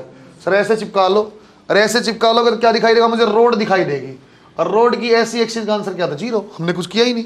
अरे ऐसा रोड का हमने आंसर बताया क्या? नहीं sir, road will lie on the axis 0 है, ऐसी का हमने बताया था, ऐसी का नहीं बताया था हमने। जब रोड के अलोंग एक्सिस उसका आंसर क्या था? 0। तो इसका मोमेंट ऑफ इनर्शिया बच्चों mr² / 2 है। दोबारा बात समझो, यदि बच्चों मुझे कोई होलो सिलेंडर दे देता, यदि बच्चों मुझे कोई होलो सिलेंडर दे देता, सुनना अच्छे से बात को, होलो सिलेंडर दे दिया मुझे कोई ऐसा, और ये एक्सिस, सर आंसर बता दोगे? कैसे करूंगा मैं? इसको पकड़ कैसे चिपका दूंगा? क्या दिखाई देगा बच्चों अपने को? रिंग। रिंग का आंसर क्या होता है बेटा? ms, वही इसका आंसर है। सर ऐसे चिपका दो तो फिर रोड बन जाएगी, रोड का आंसर क्या? ऑन द एक्सिस पे 0। दोबारा बात समझिए। सर यदि थिक सिलेंडर होता, सर जैसा आपने थर्मल में एक सवाल करवाते थे, ऐसे ऐसे ऐसे ऐसे, याद आपको बच्चों? यदि इसकी इनर रेडियस r1 खाली और बाहर r2, फिर पूछता तो फिर मैं कह रहा था, फिर चिपका था, क्या दिखाई देता? एनुलर डिस्क, उसका भी हम जानते। सही है क्या? अब आप सारी मेरी बात समझ जाओगे। बच्चों यदि एस को मैं ऐसे चेक करूंगा तो कैसा आंसर आएगा? कुछ आपको यूज कर रहा हूं बेटा कि इन द प्लेन यदि एक्सिस द रिंग का एम आर स्क्वायर बाई 2 होता हाफ हो जाता है। प्रूफ करवा दूंगा, आप लोग जानते होंगे लेकिन फिर भी मैं प्रूफ करा दूंगा कि रिंग का परपेंडिकुलर टू प्लेन यदि एम आर स्क्वायर है तो इन द प्लेन यदि कोई एक्सिस आएगी, ऐसी कोई लाइन है, रिंग की ऐसी कोई लाइन है तो उसका एम आर स्क्वायर बाई 2 होता है। डिस्क की कोई ऐसी लाइन इन द प्लेन है तो हाफ हो जाएगा एम आर स्क्वायर बाई 4। ऐसे यूज कर रहा हूँ डाटा। बच्चों मैंने क्या किया बेटा, अब एक्सिस ऐसे पास किया सॉलिड सिलेंडर से, मैं बोला बच्चों इसका आंसर बताओ। आप ऐसे लेके चिपका दिया, क्या दिखाई दिया सर? डिस्क के बीच में से लाइन गई, क्या आंसर आता डिस्क का? M R square divide by 4। Sir यहाँ खत्म कर दूंगा ना, यहाँ खत्म कर दूं क्या ना, क्योंकि सर इस बार जब आप चिपकाओगे ना तो आपको ऐसा दिखाई देगा। ये इसका आंसर क्या होता था बच्चों? M L square divide by 12। सही है क्या? सर पहले क्यों नहीं बोला? अरे पहले चिपकाने पे ऐसा दिखाई देता था, उसका आंसर तो 0 है। सही है क्या? उसको चिपकाने का आंसर क्या था? 0 था। उसको जब मैं रोड बनाता, रोड इन द एक्सिस का आंसर 0 होता है। दोबारा समझो, इस बात को पकड़ पाओगे आप। बच्चों यदि मैं बोलता हूं बेटा आपके पास होलो सिलेंडर, अच्छा सुनना, होलो सिलेंडर है और ऐसे आपको बताना है, आप क्या करते? ऐसे करते, इसको एक एक्सिस में चिपकाते, सर दूसरी एक्सिस में, तीसरी में अपने आप 0 है, कोई दिक्कत ही नहीं। एक में चिपकाया, क्या दिखाई देता बेटा? सर रिंग है, रिंग के इन द प्लेन आंसर क्या आएगा? M R square. यार तुम नहीं मानोगे, इसको ऐसे और ऐसे देखा जा सकता है। जब दो एक्सिस के अबाउट आप देखते हैं उसको, जब एक बार ऐसे दबाओ एक बार ऐसे दबाओ तो ऐसे 2 पार्ट दिखेंगे, और 2 पार्ट दिखे कैसे जोड़ूंगा? ये M R square divide by 2, ये M L square divide by 12। सही है क्या? दोबारा देखो, अंतिम चीज समझा रहा हूं, इससे आपको पकड़ में आना चाहिए। सिलेंडर, सॉलिड सिलेंडर और एक्सिस ऐसे गई, आंसर बताना। सर इसको कैसे कैसे देखा जा सकता? जब चिपकाओगे तो डिस्क दिखाई देगी ऐसी, एक साइड दिखाओगे तो रोड दिखाई देगी ऐसी। आंसर पता है? M R square divide by 4। Answer पता है? बात समझ में आई क्या? यदि कोई मुझे बोलता अब होलो सिलेंडर है और यहां से गया है तो मुझे कोई दिक्कत थोड़ी होती बेटा, चिपकाएंगे M R square divide by 2, और ये क्या रोड है कोने वाली, M R square divide by 3। अरे बात समझ में आई है क्या? इसको जैसा चाहो इस फॉर्म में आप चिपका के आंसर निकाल सकते हो। तुम लोग 3D पहले किया नहीं हुआ यार, बनाओ इसको। 3D वाले का तुम इंटीग्रेशन से प्रूफ नहीं कर सकते हो। 3 डायमेंशन शेप को आपको अपने दिमाग में इमेजिनेशन से 2D में तोड़ना पड़ेगा। तो तोड़ने का तरीका, जैसी जैसी एक्सिस संभावना एक्सिस पे उसको आप चिपका के देख लो, तो जैसा फ्लैट होगा उसका आंसर आप पहले से जानते हो। सर स्फीयर से ऐसा क्यों नहीं कर दिया आपने? क्योंकि 3 डायमेंशन शेप वो सेंटर ऑफ ग्रेविटी से पास हो गया, अलग चीज है। ये वाली बेसिक वाली जानते हैं ना बेटा, इसके आगे मैं सारे सवाल इसी से करवा दूंगा। देखो कितने होशियार बच्चे हो तुम। डरा के देखो, डरा के देखो। एक पूरा कमरा है, क्यूब है ये, डरा के देखता हूँ कितनी बात तुम समझ पाए हो। क्यूब है ये, और क्यूब का मास m और साइड a है। मैं बोला ये एक एक्सिस है बच्चों, ये एक्सिस है, कोने वाली एक्सिस। इसके बाद कमरे का मोमेंटम इंतजार होता, आपने पढ़ा ही नहीं ऐसा। तो मैं पता कैसे करता, इस कमरे को यहाँ से पकड़ता, चिपका लेता, मुझे सिर्फ दीवार दिखाई देती, दीवार दिखाई देती। दीवार के बीच बीच लाइन का आप जानते हो एम स्क्वायर बाई, आपका कितना था बेटा? M square by 12। थोड़ी देर में आप पढ़ लेंगे, पैरेलल एक्सिस पर लगा के उसका आंसर आ जाएगा। एक साइड ऐसे चिपकाता, एक साइड में इसको पकड़ के ऐसे चिपकाता, इस साइड दीवार पे ऐसे चिपका देता, तो आपको एक सामने दीवार दिखाई देती, वहां एक्सिस पास एक कोने से आई परपेंडिकुलर टू प्लेन, दोनों का जोड़ आंसर आएगा। पता नहीं, अरे 3 डायमेंशन का सवाल इंटीग्रेशन की बजाय शेप को फ्लैट करने से आता है। जो सवाल आप सोल्व नहीं कर सकते उसको आप सीधा आंसर लिख सकते हो। बनाया बच्चा आपने उसका, फिर मैं कल एग्जाम्पल दोबारा बताऊंगा। चलो अब बना लेगा बेटा, इसका मैं सीधा लिख रहा हूँ भाई, तुम लोग तो जानो ना जानो। इसका गया आपका